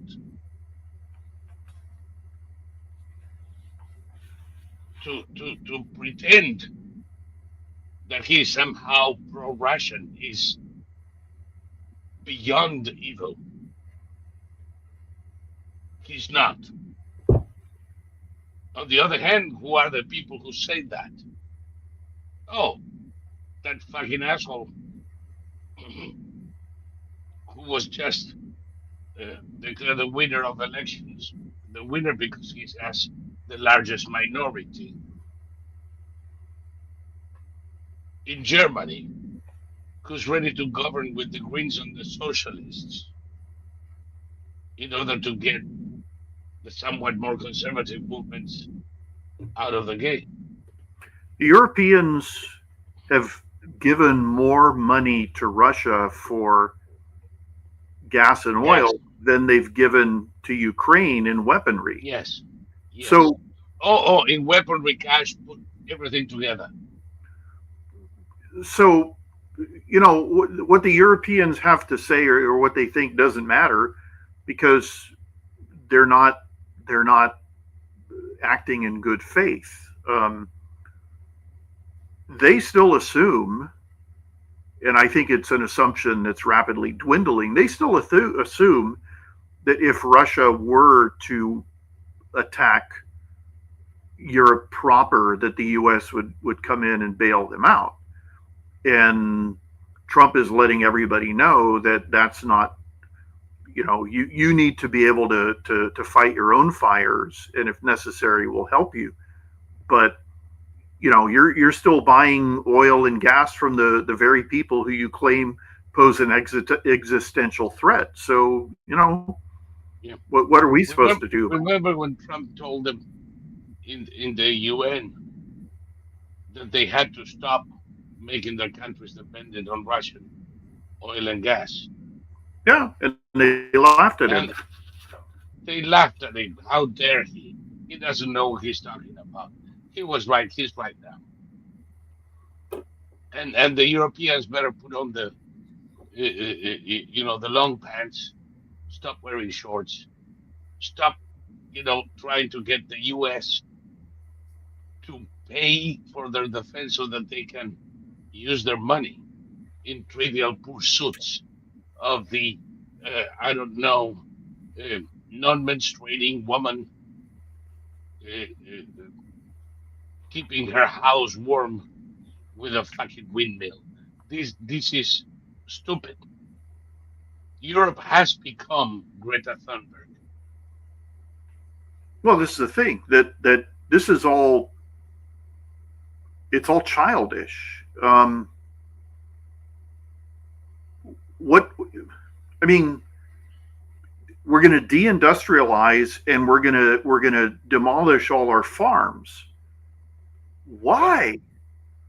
What is that going to do for the planet? we have to restore nature. But you can't restore nature. It's not possible. It's what are you going to do with the people? Restore to what restore point? Well, What the fuck do they think this is? Like Windows? see, it's all fake. I found. Should we Yeah, restore to before the Iron Age? well, I lived in Stavanger, Norway, from '78 to '81, and I never looked back. But recently, I went to Google Maps and just looked up Stavanger. Didn't recognize it at all. It's so much more Did built it up, now? so much more built up than when I was there.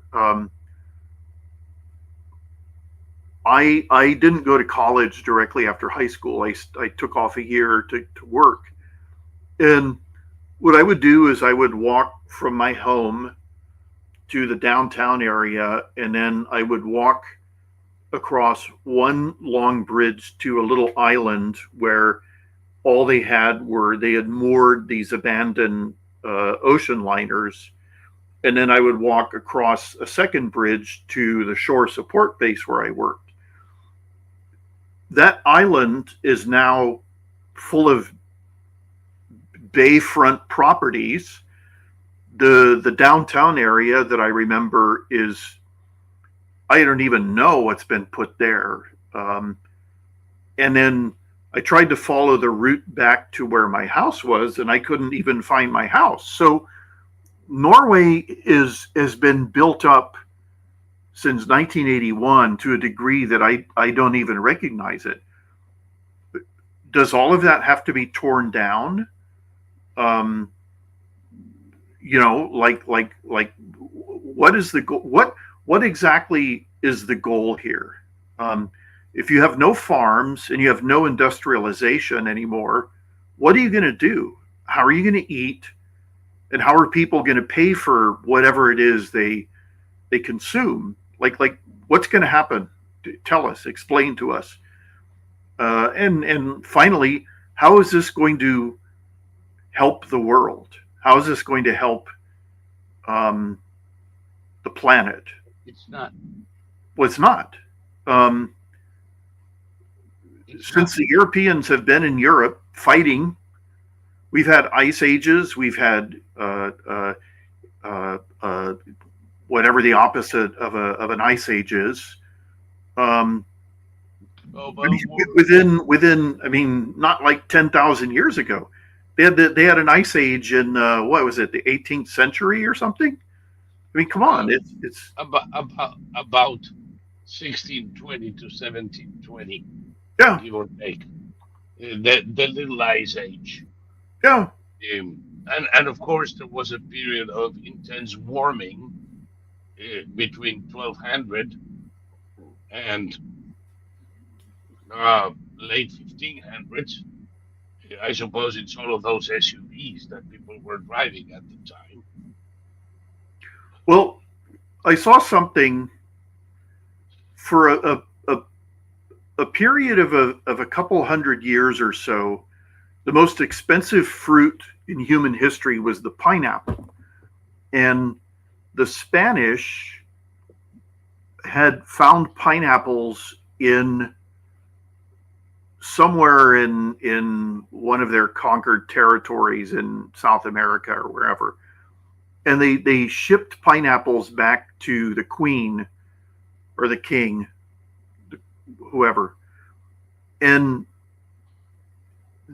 the it was a huge hit, but it was so expensive that a single pineapple in today's money might cost you $100,000. And so there was a period sometime around the turn of the 19th century.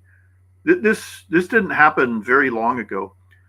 In Britain, for example, you could rent pineapples and you could put them on your dinner table when you had a big party, so everybody would be in awe of your wealth, and then you would return the pineapple to the fruit seller. So pineapples were rented but not eaten. And then the weather changed, and suddenly you could start growing pineapples in places that you couldn't. And the value of the pineapple went through the floor. Collapsed. And they ended up with two breeds of pineapple. The original breed was called the Queen's pineapple, I believe, and it was smaller and much sweeter than the pineapple we have today. And Mother Nature changed not that long ago. Like It happens all the time. so this whole notion, this bizarre moral preening, like you just said, that Europe has become Greta Listen, Thunberg. they, It's they, they, ridiculous. they all complain about cow farts. Somebody just put it jokingly in our chat. Cow farts. Yeah, farts have methane. Methane has a carbon component to it. What do cows eat? What do cows eat? Yes, They eat grass and they feed. eat they eat grass. No, no, au naturel. They eat fucking grass. So they eat grasses. Grasses are nothing but stored carbon,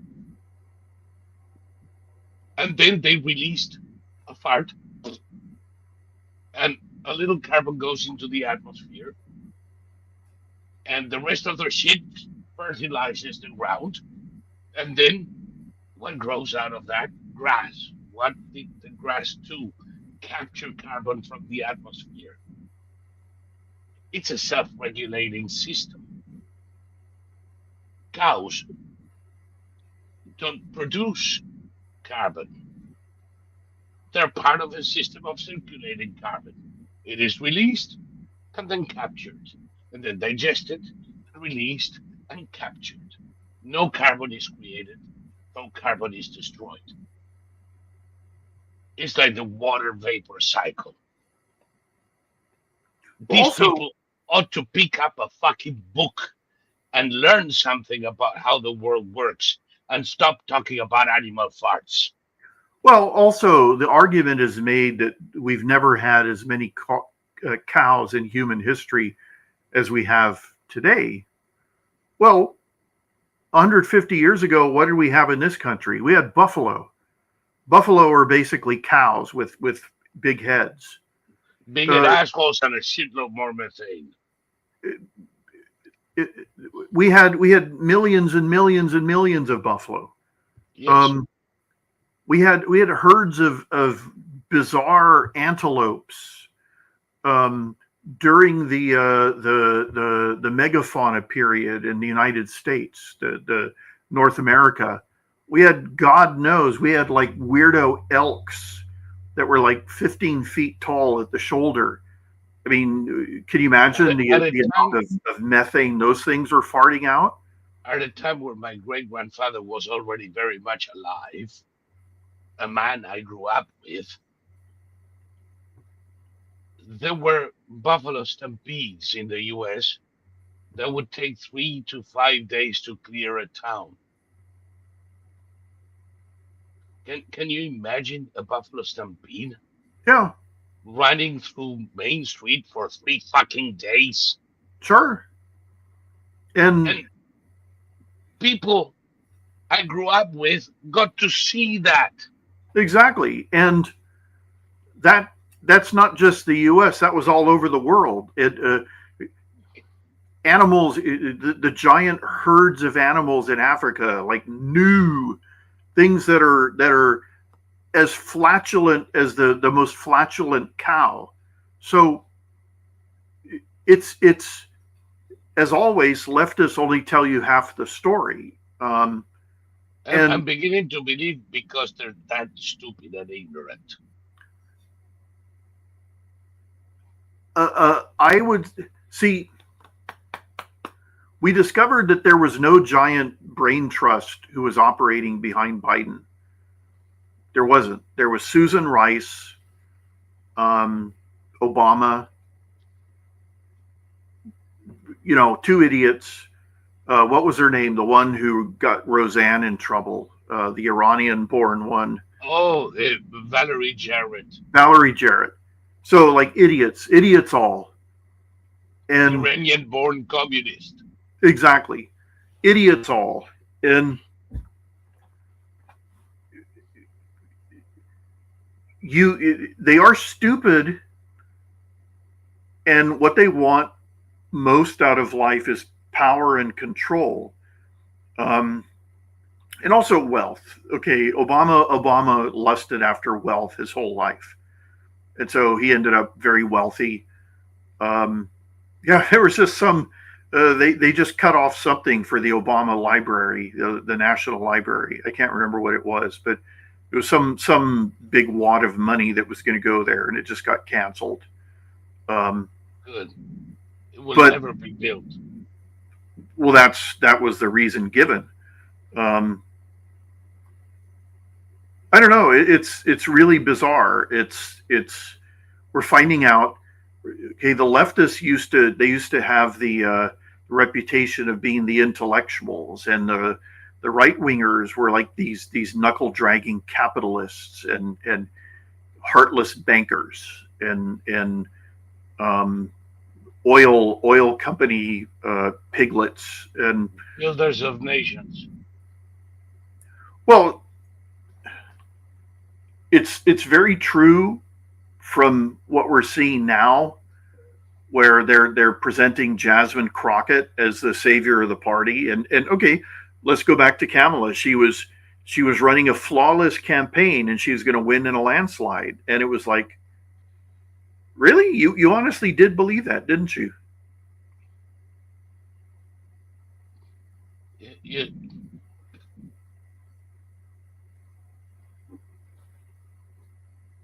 how can they be for Kamala and against cows?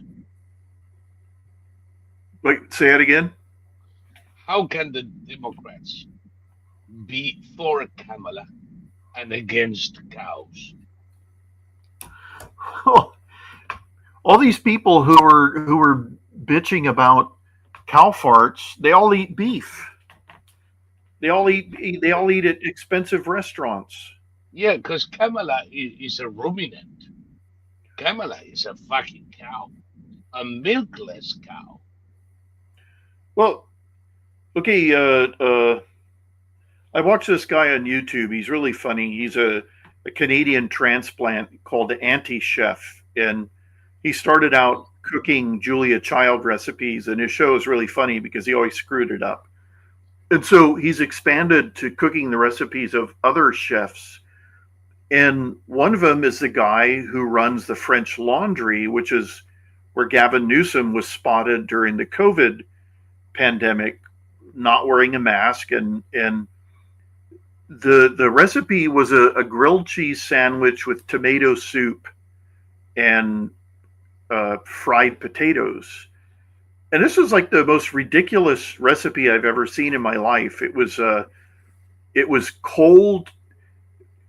What you had to do is you had to take like 5 pounds of tomatoes and chop them up and put them in a cloth and wring it out, and then you saved the tomato water and you chilled it, and that was your tomato soup.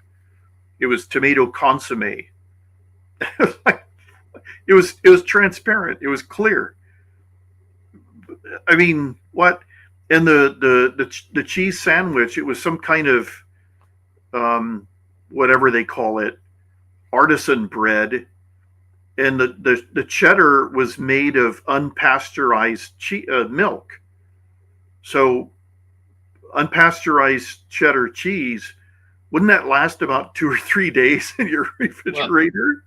I don't know if you notice in X and other places, they now have this, there's a new wave of nature nuts. And these nature nuts say that raw milk Yeah, is, the panacea. It'll cure hemorrhoids. It'll cure everything. Whatever ails you, my throat, raw milk, it'll do it. And they say that they don't sell it like that because it would last too long. Raw milk. I grew up in farms, asshole.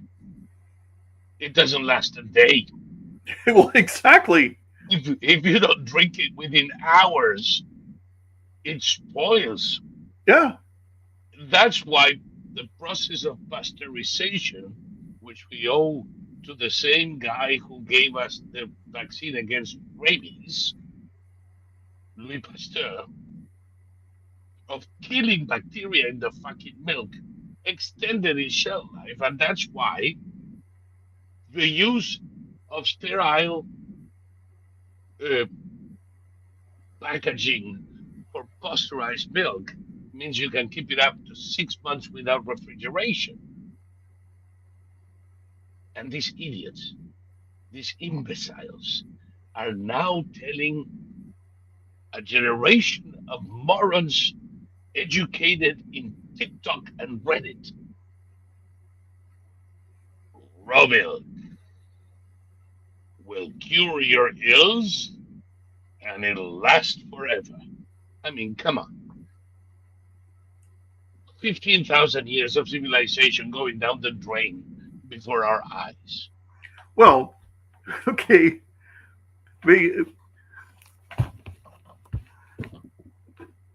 They're now running ads on YouTube where they're extolling the health virtues of potato snacks that were all fried in tallow, in beef tallow, because Yes. beef tallow is healthier than any vegetable oil. Well, okay. Duh.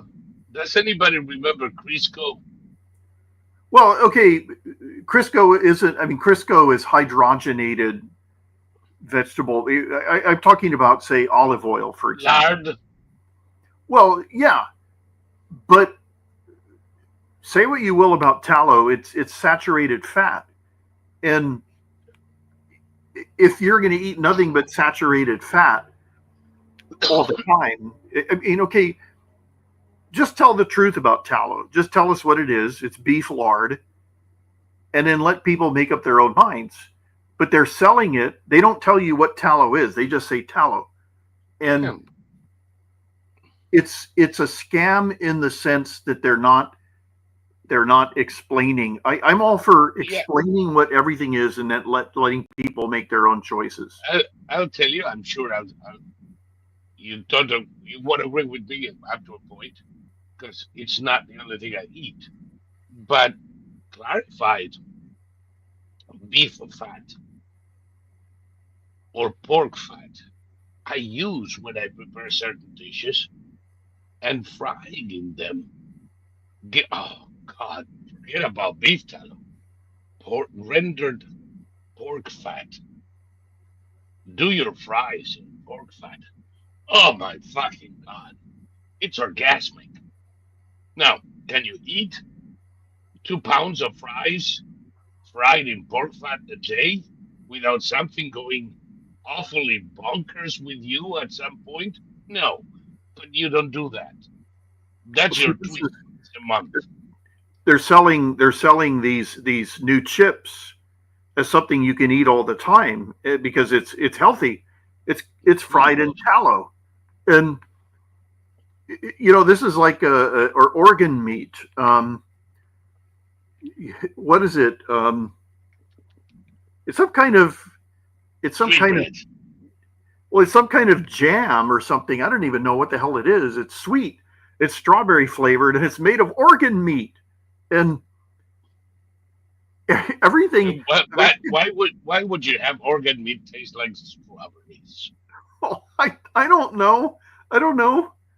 I, Um, I'll grill my tripes and sweet breads and oh, the Peruvians have this dish uh, anticuchos made with hard muscle. Uh, why the fuck not? It's great. Of course, you have to work it because it's tough. But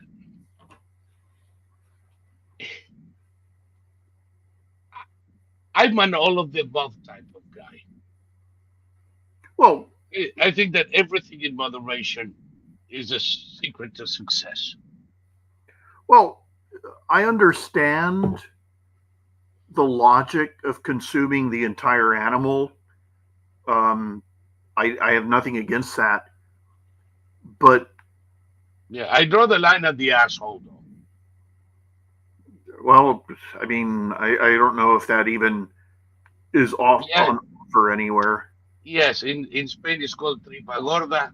In other parts, ocote. It is the cow's asshole. I'm sorry, I don't go that far. Some people do. More power to them. Well, the thing is that Americans they get a lot of their info. They do a lot of things because other people are doing it. And I saw there's a channel called Fail Army, and they show nothing but people failing at doing things. But I saw a video and it said something like, "This is the last time we try to follow a TikTok trend." And it was a man and his wife, and he picked up his wife and he was going to try and hold her over his head and spin her. And so, of course, since he hadn't worked out in 20 years, he dropped his wife on her head. And I just thought, you honestly just thought you could pick up your wife and spin her like a propeller because you saw someone doing it on TikTok? For one thing, probably the people who made the original video were like exercise nuts. The woman weighed 85 pounds and the guy was like he could lift 400 pounds in weights or whatever. And you guys go, oh look, let's try the challenge, let's do the trend. So he picks his wife up and starts going like this, and she immediately crashes down onto the floor. And it's like, what's happened to your brain? Why did you do that? What brain? Well, yeah, Uh, There, let me see. Avery says, when I was a little boy, Florence Henderson and her damned Wesson oil were trying to replace lard and butter in the kitchen. They weren't trying, they did. They did. They made us stop eating butter and lard and replace it with margarine. Margarine. It's fucking poison. And vegetable oils, more poison. Now, it, somebody says here, did you see the ads for encapsulated liver? No. I've seen them. Now the fad is liver, and that imbecile, that fucking idiot we have replacing Javier Becerra came out that the cure for just about everything is cod liver oil. Oh God, we're back to that. We're back to that. God, my grandmother, the Italian one, God bless her. I miss that woman. But the one thing I don't miss is the 2 tablespoons of cod liver oil that I had to take after dinner. Right, and then you would belch out a fish taste for like the next 3 hours. Oh God, you would have fish. I would. I cannot remember going to sleep without burping fish. And of course, all of that was bullshit. But it was the old wife tale that cod liver oil somehow was better for you. Now, this fucking imbecile who is against vaccines because they poison you wants us all to cure our infections with cod liver oil. He can go fuck himself. Okay, there's a And of course, everybody's selling that shit now. there's some kind of what are fish But, oil? I'm sorry, but the encapsulated is beef liver.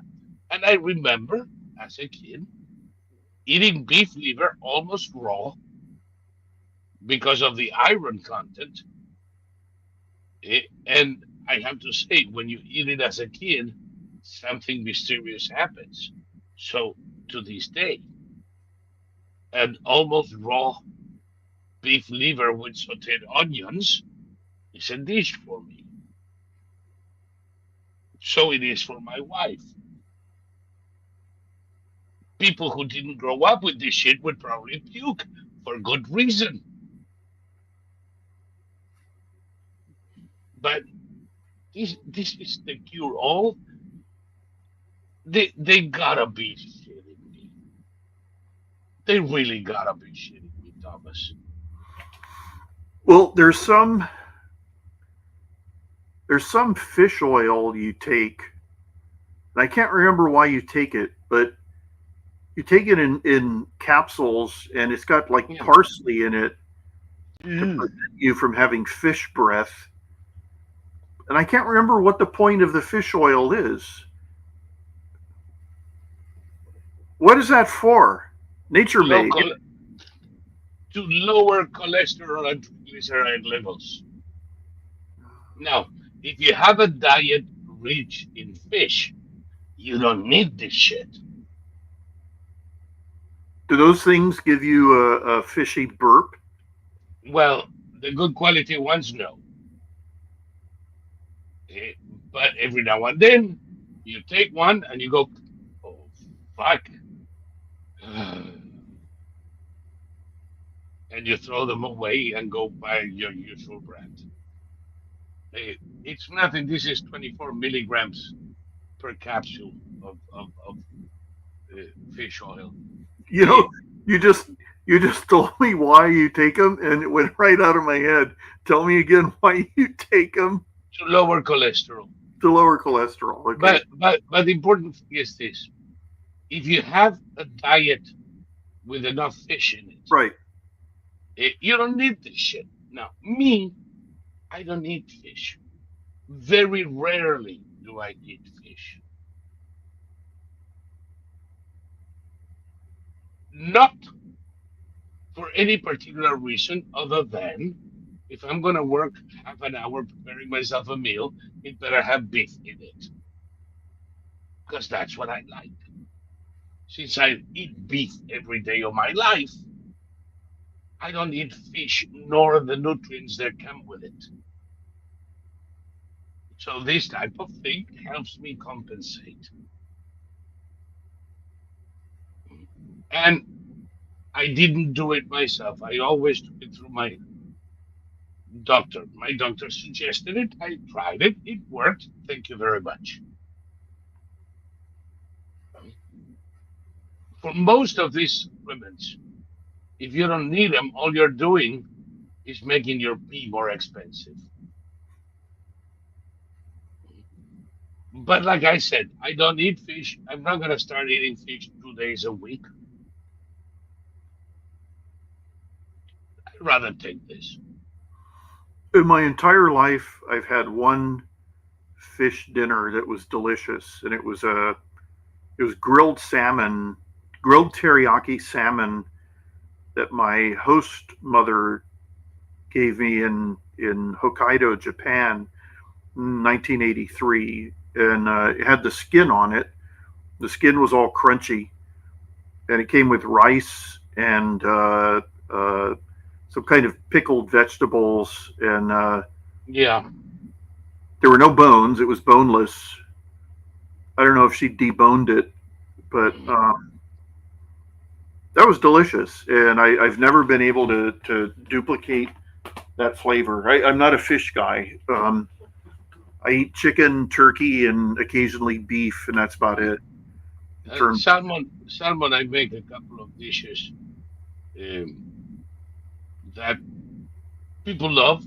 I can eat, but people love. But the problem is I don't. I can eat it, but I don't love it. And the salmon sautéed with the skin with limoncello is a lemon liqueur and all kinds of diced veggies. It's a lovely thing. So they tell me.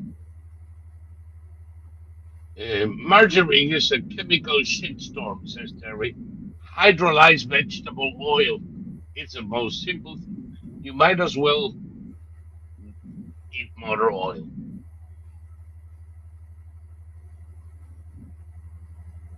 yeah, I everything. Okay, I'm old enough to remember when things like Cheetos and Pringles potato chips, and I remember the introduction of McDonald's Big Mac. I remember the I do too. introduction of the Whopper, I do and too. We're man, we are old. yeah, and everything tasted different back then. And Yeah.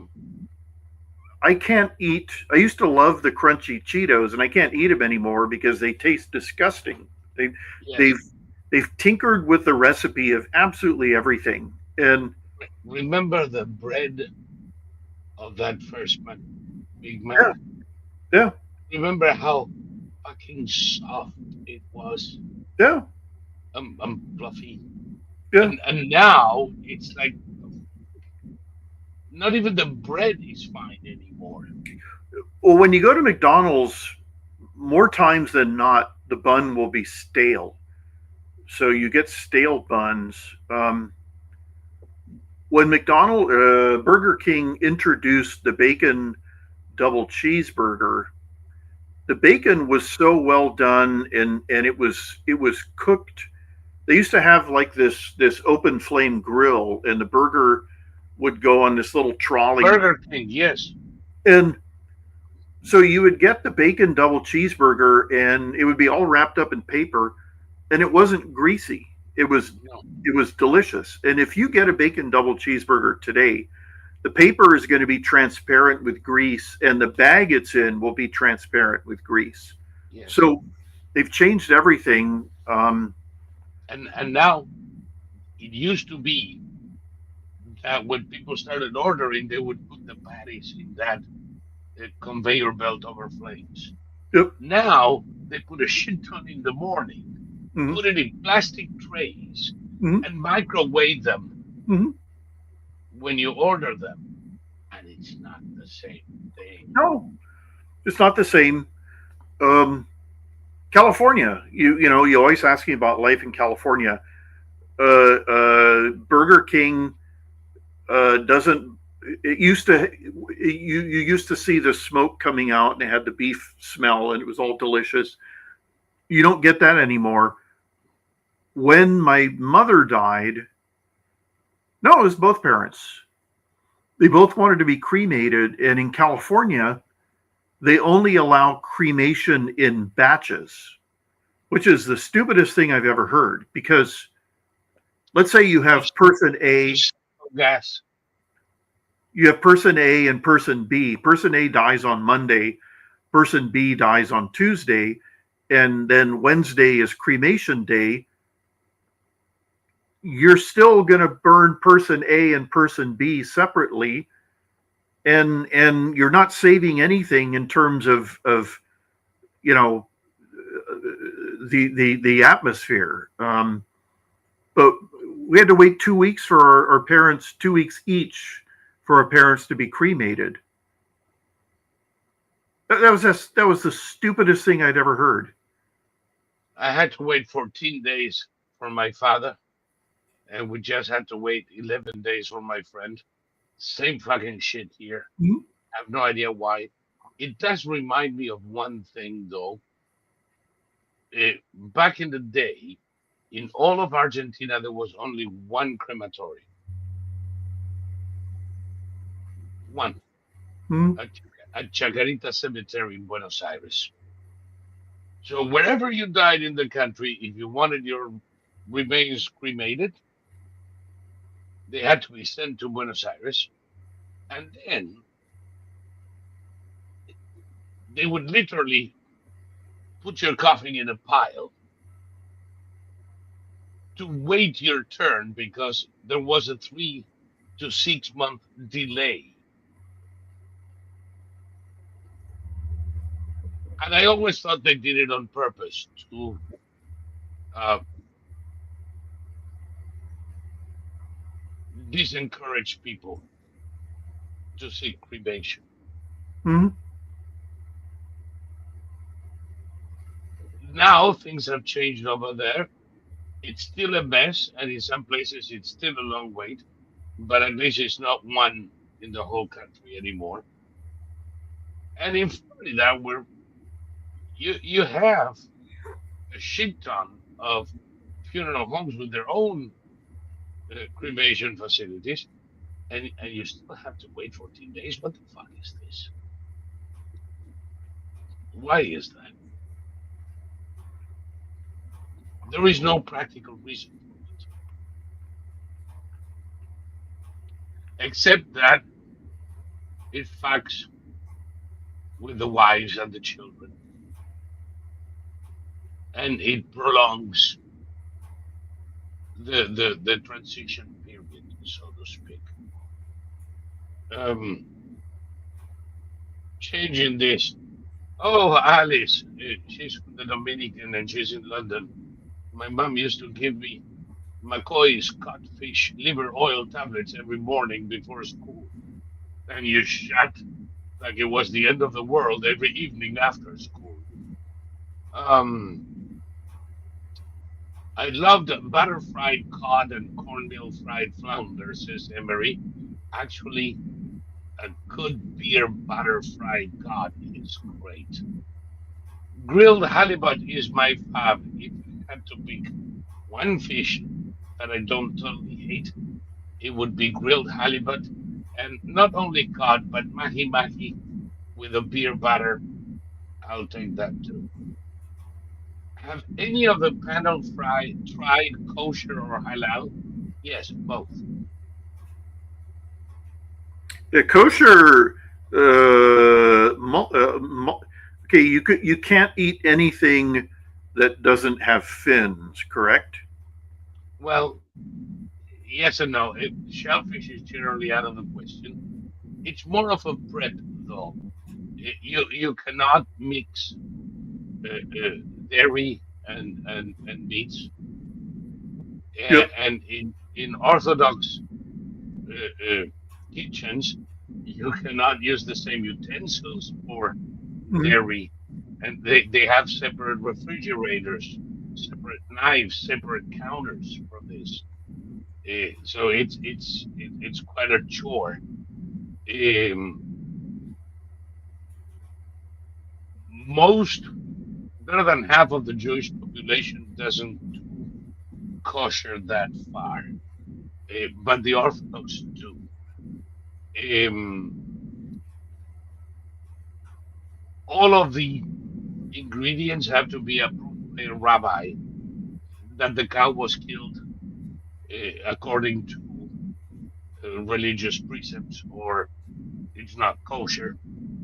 I love it because some cans of Coca-Cola have the kosher sign on them, but not all. Yet they all come from the same bottling company.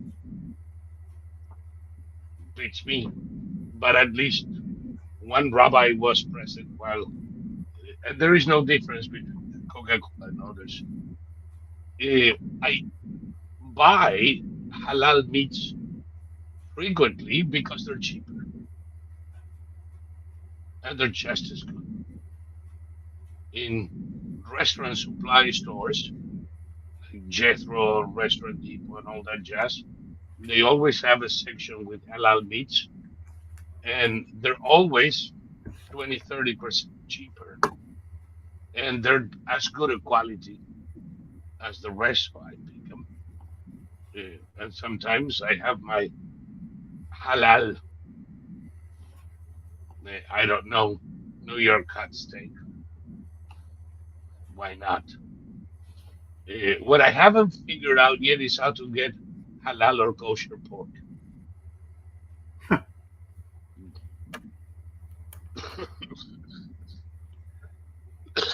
What about ghee? Ghee is nothing but clarified butter, dear. It's great. I use it a lot. I used to make it myself. Now you can buy it in the supermarket on the same price as regular butter. And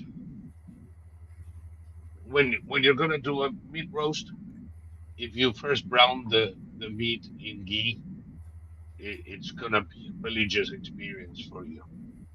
It is good. It is very good. And in many meats, wild meats, it kills the gamey flavor, which is the reason why some people don't like venison.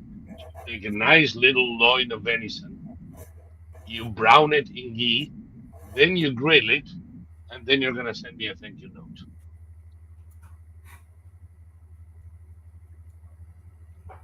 Kills the gaminess in you. And Emery saying there is 35 butter. Yes, it is. Uh, you can use it in a number of foods. Oh, try some eggs, scrambled eggs with a dollop of ghee in the pan, and you'll see how it changes the flavor for the better, I guess. Um, Deb says the Japanese know their fish. Thomas, Yeah, when I was in Japan, we ate a lot of sushi, and the only sushi I ate was the cooked shrimp, um, the raw tuna. If it was, I mean, you when you went into a sushi shop, you opened the door and you took a deep breath through your nose, and if you could smell any fish at all, then you didn't go to that place. But um, I ate the vegetable sushi, but I mean, there were so many. There was like all these fish egg sushi, and I tried everything once, and the fish eggs were disgusting. Like I haven't had caviar. My fish. brother had it once. He had really expensive Russian caviar. Mm. He said it was disgusting. It was tasted fishy. It tasted like rotten fish Like and salty rotten fish. salty. Yeah, And the sushi I ate, it was these big clear orange eggs, and they look like little droplets of something. Yeah, Well, I decided, okay, I'll try it, and it was disgusting. And I only when I went out for sushi, I only ate, I think, three types of items. But there were people just pounding down all sorts of, not sea anemone, but I don't know, just everything you could imagine, and it all tasted gross. That's I mean, the only reason I eat stuff is if it tastes okay. And so, you mm, know, um, my father once made scallops braised in sherry wine. It was horrible. It was just like, I love them. oh, Sorry, I love them. So much so that I'm allergic to the fuckers, and I still eat them on occasion. But I have to have hydrocortisone and a hypodermic nearby. oh, okay. I'm not kidding. My record in this, I was with my wife. Next time you talk to Alex when we're prepping in Virginia, you can ask her and you're gonna crack up. So we were in Boston and we were leaving Boston that the following day, and there was this place in uh, Copley Plaza that had the best fucking baked scallops, sea scallops, not bay scallops. And we go to the place, and the waiter comes over and says, "Where is the nearest hospital here?" And she says, "Well, that would be Mass General." How do I get there? You have to take Commonwealth Avenue and, go, I think it was west, no, south, about 10 blocks you're there. Okay. How long do you think it's going to take me? About 10 minutes. Good. Then bring me the baked scallops and the bill. Do you want the bill right away? Yes, because I have 20 minutes to get to the hospital, and you just told me it's going to take 10. And she looked at me, and my wife said, "He's not kidding." So she brought me the scallops, and I had the scallops, and we left hurriedly, but without running. Went to the hospital. I go to the check-in nurse, and I say to her, "I need hydrocortisone. Um, I'm about to start with an anaphylactic shock. We have about 10 to 15 minutes." And she says, "How do you know?" Because I know I just ate scallops. I'm not kidding. Now, if you want a crisis, I have no fucking problem. I'll be sitting here so you can get to me the Harry. 10 minutes later, I started blimping, and she looks at me and says, "Oh, fuck." I said, "Told you." Came over there, loaded me up with cortisone, and the worst was averted. And my wife uh, told me many a time that that is the moment she knew I was totally fucking crazy. You were what? Totally fucking crazy.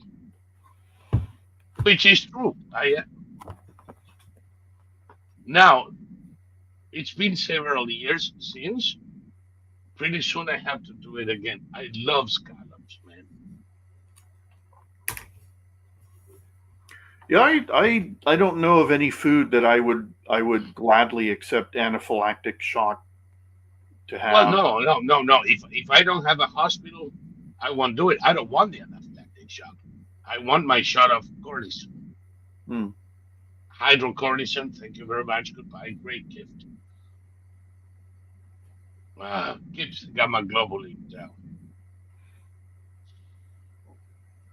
She knew you were the one, so actually, maybe that's when she started having doubts. Who knows?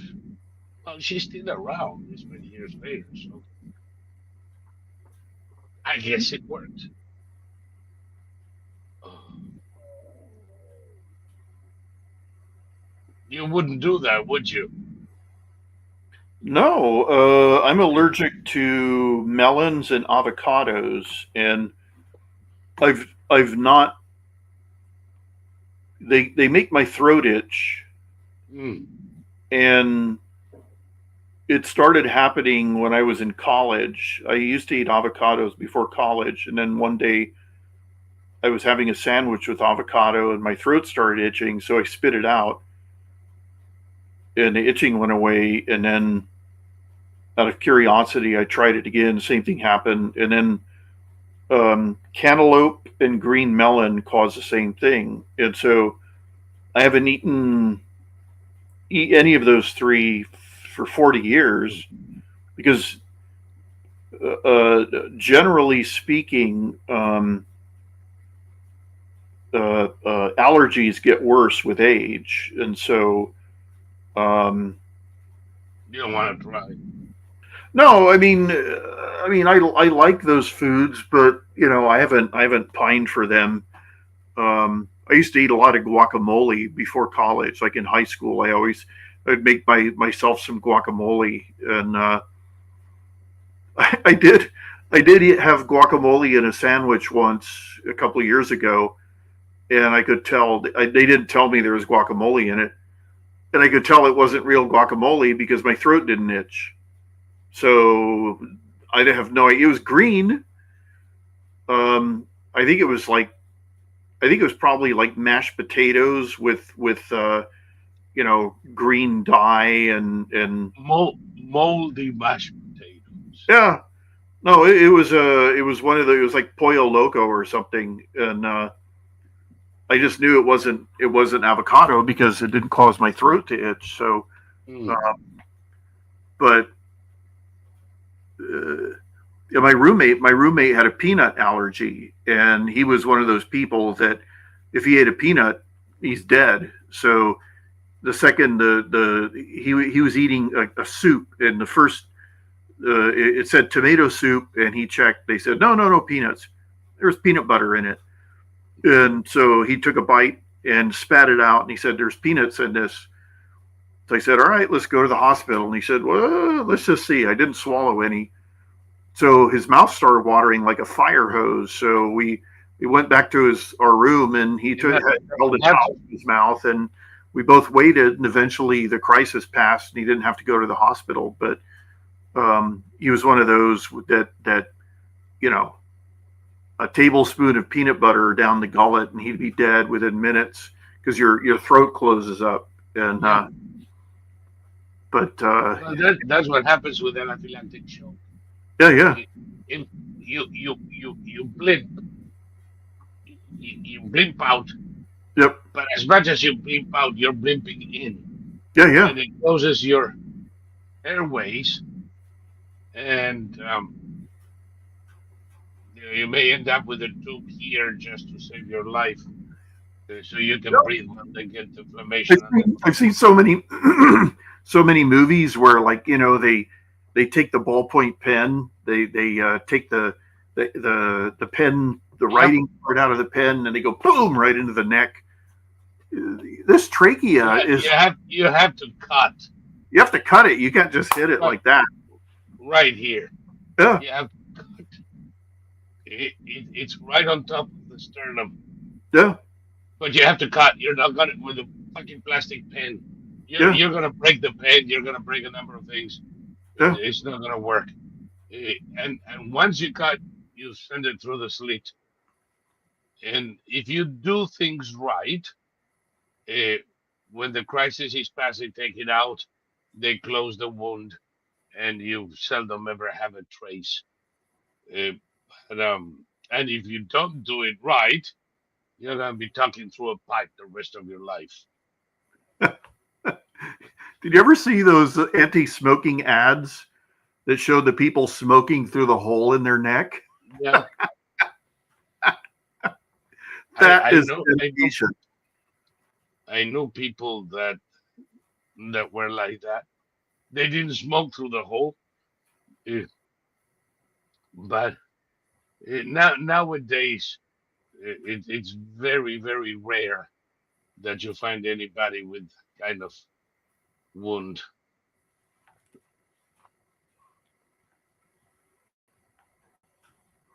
Well, that's Oh, that's look, that's really dedication. Um, it took me I know. 18 it took me 18 months to quit smoking, a year and a half. I did it with nicotine gum, Took and me it was 30 the years. hardest thing I've ever quit. It was much harder than quitting drinking or quitting doing Uh, drugs. Um, and I was only smoking half a pack a day, but it boy, that doesn't was matter. It doesn't matter. I never smoked more than a pack a day.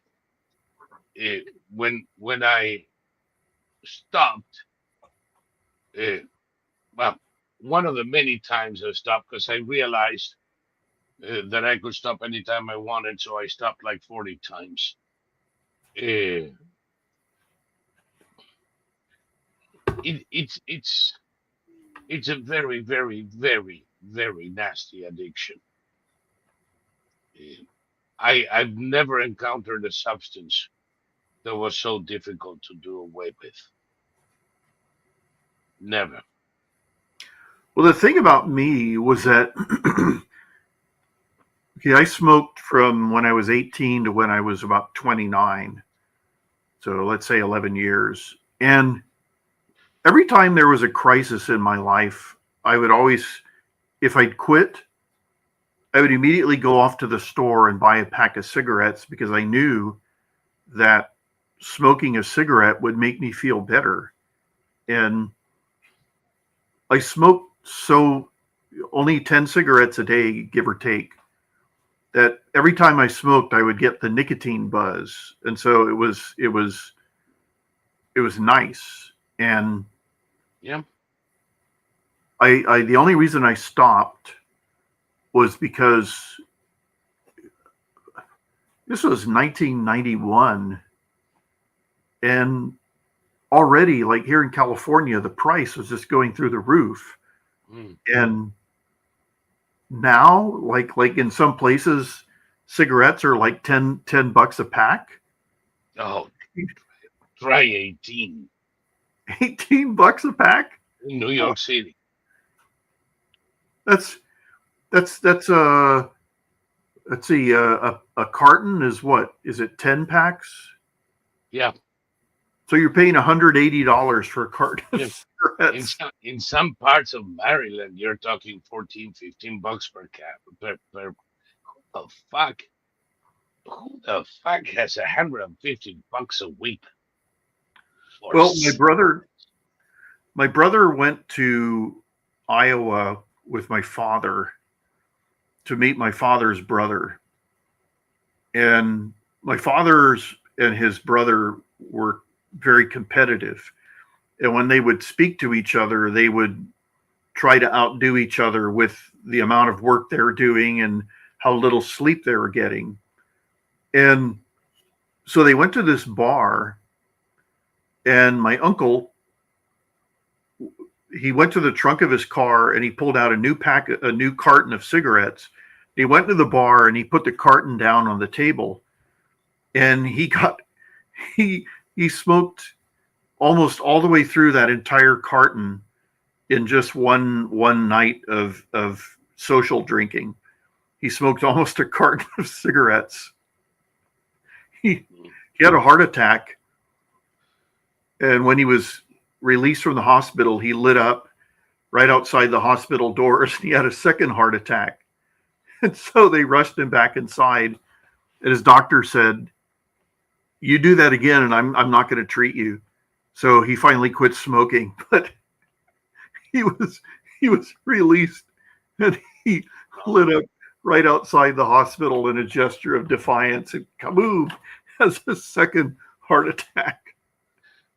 Sarah here is saying that in Mexico, uh, her grandfather was in the hospital dying of throat cancer, and he was asking for a cigarette. I hope somebody gave it to him because it's like, what is he gonna kill him now?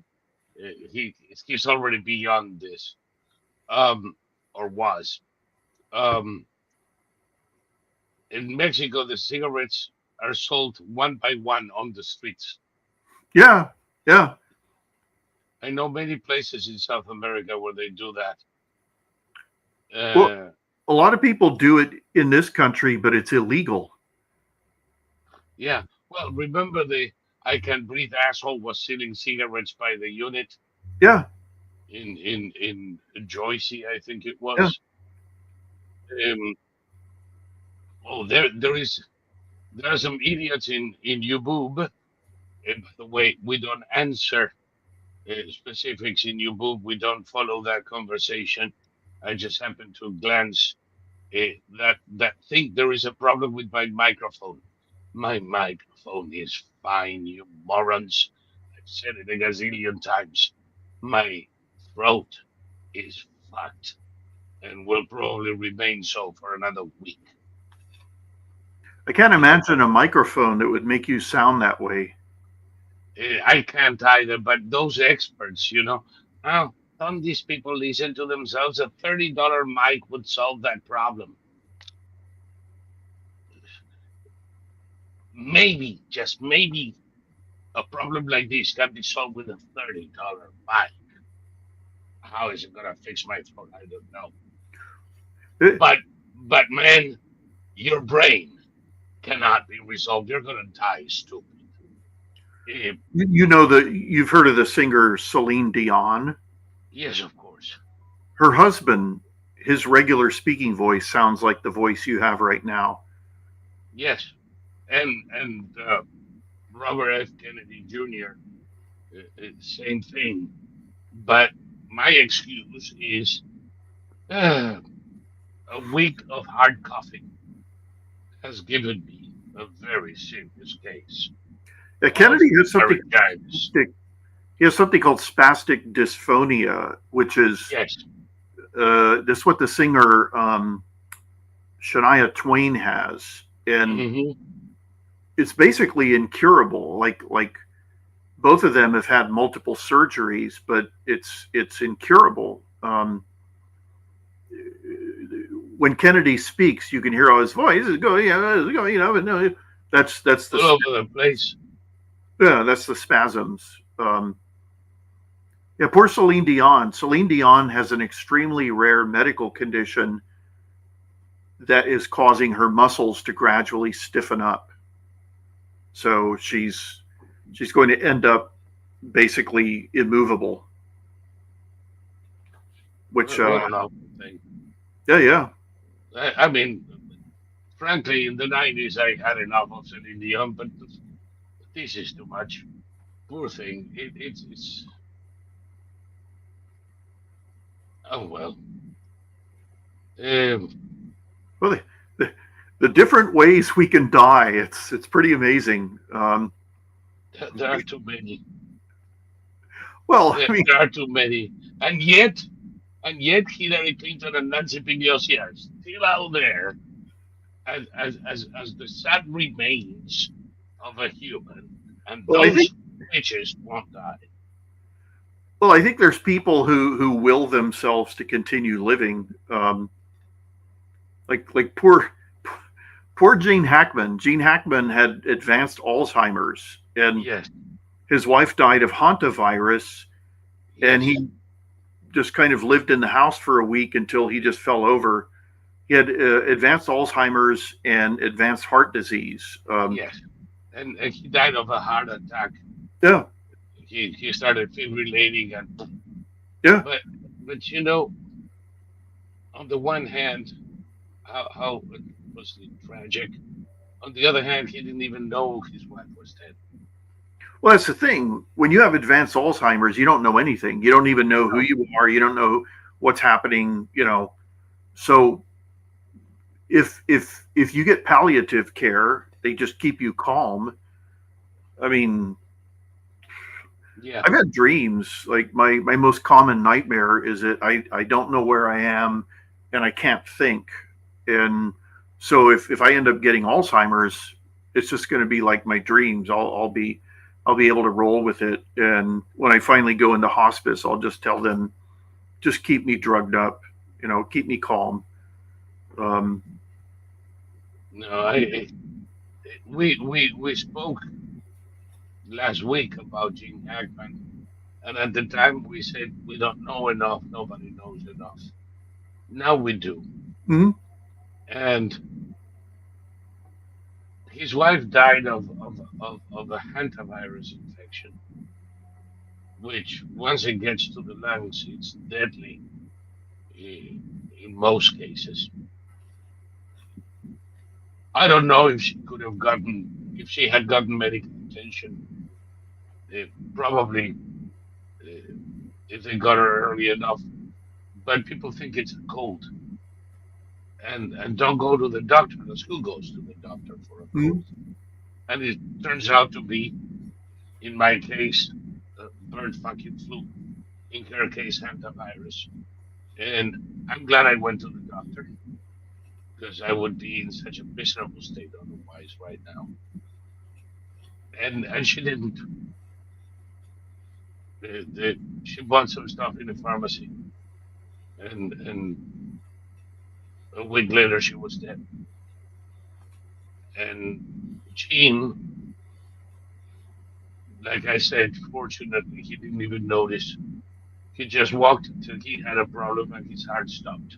mhm, And considering he was 95 and already not there, I can think of worse scenarios for him than this.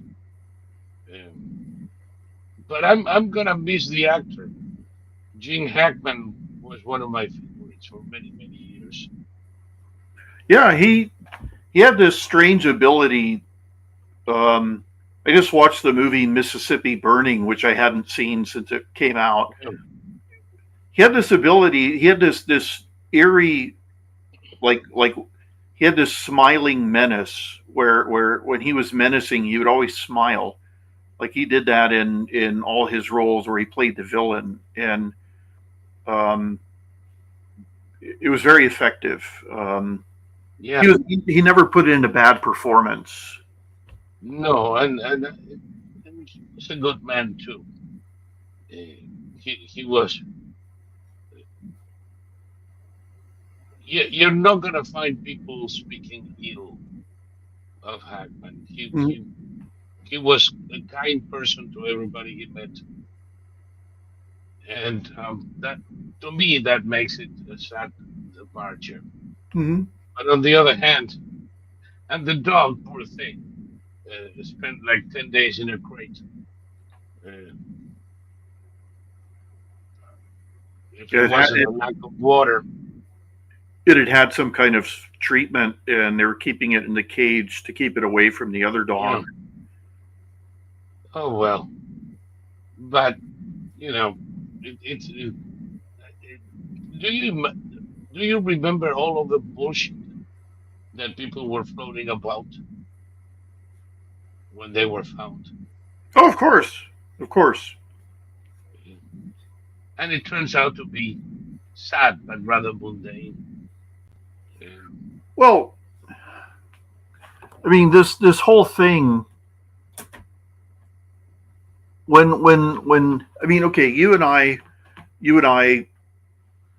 have determined that it's impossible to get the straight story from the mainstream press, but we don't go looking for alternate views put forth by crackpots. Like yeah, the clickbait media. I've seen Alex Jones in public. I never watched a single Alex Jones show, never once, not in his entire career. Um, I the only reason I know about what's really happening in Syria is because I'm informed about the Alawites, the Druze Muslims, the Christians, the Sunnis, and so I know that as of right now, things are not as dire as the press is making it out to be. Um, I also know that in Gaza, things are not as dire. There's some video. I saw some video of Gazans at supermarket. It was like, what? I thought Gaza was bombed flat. So the supermarket is still open. Wow, isn't that amazing? The refugee camp with the you know the Ralph style supermarket, but Mm. it's or okay. There's all these. Uh, how will Ukraine continue fighting the war with Trump having paused the weapons going into Ukraine? Well, fine as it turns out. Um, it's Trump isn't kidding around. He's No, done mollycoddling the world, and the what, world what, is what, what people forget is that Biden was low walking aid to Ukraine, yeah. and the Ukrainians have become very self-reliant. 70% of their attacks are carried by drones they manufacture themselves. Mm-hmm. They carried out a couple of attacks now with Mirage aircraft that France provided. Even their F-16s were provided by Denmark and Holland, not by the US. And they should be able to keep the Russians at bay as they have without any US help for quite some time. It's not like they're going to collapse immediately. And it is a game of who collapses first. The Russian economy is collapsing. The Russian army is in a state of disarray. They've conducted attacks on fucking Blathers for crying out loud. Well, Blathers like the Fiat 128. they're sending men on crutches out into open fields. I saw a video of a man with one leg who wasn't even given crutches. He was crawling on his hands and knees, and Yeah. he'd been sent to the front line. Now, they started with caravans of tanks. Now they have caravans of urban taxis. I mean, these people are fucking out of their minds. Well, this is why the Ukrainians will send out one Leopard tank, and there are no Russian tanks to oppose it. And this single Leopard tank will destroy an entire column coming toward it. Every single vehicle in the Yeah. column is gone. So The these, okay, Trump has told the Russians, if you don't come to the peace table, then we're going to hit you with economic sanctions. He said the phrase he used is, we're going to blast you to smithereens with economic sanctions. And yeah, he isn't kidding around. That Trump is deadly serious now, because who's okay? A, what he's doing is right, and B, what's the world going to do? The world depends on us, and the world has been taking advantage of us since the end of World War II, and we're doing things different now. That's all. Um, and you know, Poland is militarizing its entire society now. yeah. Every single male between 20 and 50 has to go through training, Mm-hmm. kind of like Switzerland. They want every Pole to be able to handle weapons of war. Mm-hmm.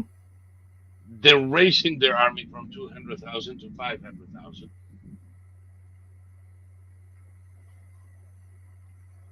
Turkey is doing the same thing.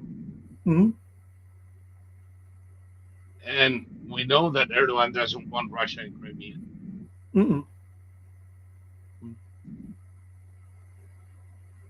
The last two times that the Russians had a spat with Turkey, they ended up with a black eye. Remember when the Turks shot down the two Mm-hmm. Su-35s? Mm-hmm.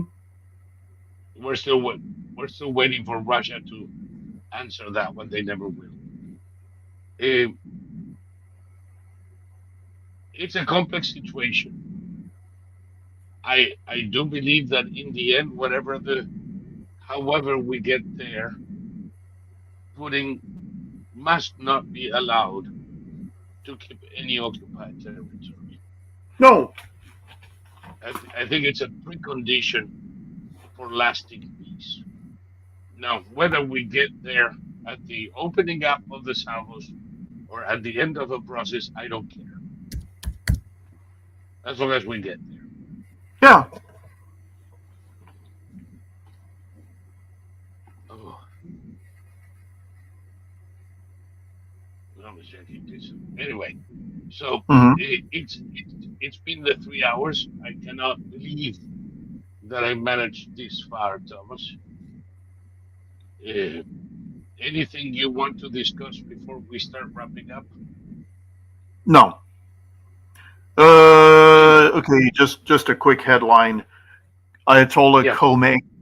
Khomeini rejects Trump's demands for Khamenei Yeah. rejects Trump's demand for nuclear talks. So, as we know, Trump did things in the Middle Eastern way where he gave them a chance and they said "fuck you." Yep. So now big things are coming. So, um, Yep. And the background, I insist, the background was joint exercises between Israel and the U.S. involving B-52s. This is not gonna be nice. no, This but is it'll not be gonna be fast. nice. It'll be Yes. fast. I hope it is something, like Reagan did in the, where was it, 86? Yeah, hitting the Libyans. No, the Iranians, it sank Oh, 70% of Iranian 1988 fleet. Operation. Yeah, 1988 Yeah, Operation Praying Mantis. yeah, praying mantis, that's the one. The Um, Iranians came up with a joke. This is a real Iranian joke. Why does the new Iranian Navy have glass bottom boats? So it can to see look the at the old old one. Navy. Yep. Okay, so with that good news in the making, uh, we we have about 2,700 watching now. Welcome all. Even though a lot of people in the East Coast is already gone to sleep. Uh, if this is your first time in this rodeo, please help us continue. I swear to God, I will probably have a better voice next week. It's not always that you're gonna have to strain your ears to know what the crap we're saying, although you may not like us as much if you do. So if you can, send us a buck or two. The best way is to click on the link provided and come to our Quadrum TV in Odyssey. And in there, you can keep us in the chat, support the channel, or become a channel member. At the very least, you can click on uh, subscribe and notifications so that you can get notifications when we go on the air. If you are on uh, X, you can subscribe to at the brother lie. Very simple, very easy, right there. And if none of this is to your satisfaction, you can go the old way to quadroom.com/support us and help us keep both Quadroom Forum and this channel on the air. I think that tomorrow I may or may not have a quad meet, depending on how my throat is doing. I'll post it in Quadverum tomorrow so that you guys know if you want to participate or not. Please let me know. And hopefully, I'll see you next week. Uh, Otherwise, I'll keep taking medicine until I'm able to. Watch out. This H1N1 is a fucking doozy, man. I haven't been this bad for a week. since I got the original fucking COVID before it was called COVID. And that goes to show a bad flu is a bad flu is a bad flu. Uh, don't let yourself be fooled ever again, like you were fooled in 2020. With that said, Thomas, do you have a last word for us? Lou Garou. Lugaroo, I like it. It rhymes with kangaroo, which Mhm. comes in handy when doing stanzas about Australia. I think so. Anyway, thank you so much. Thank you, Thomas. See you guys tomorrow, maybe next week for sure.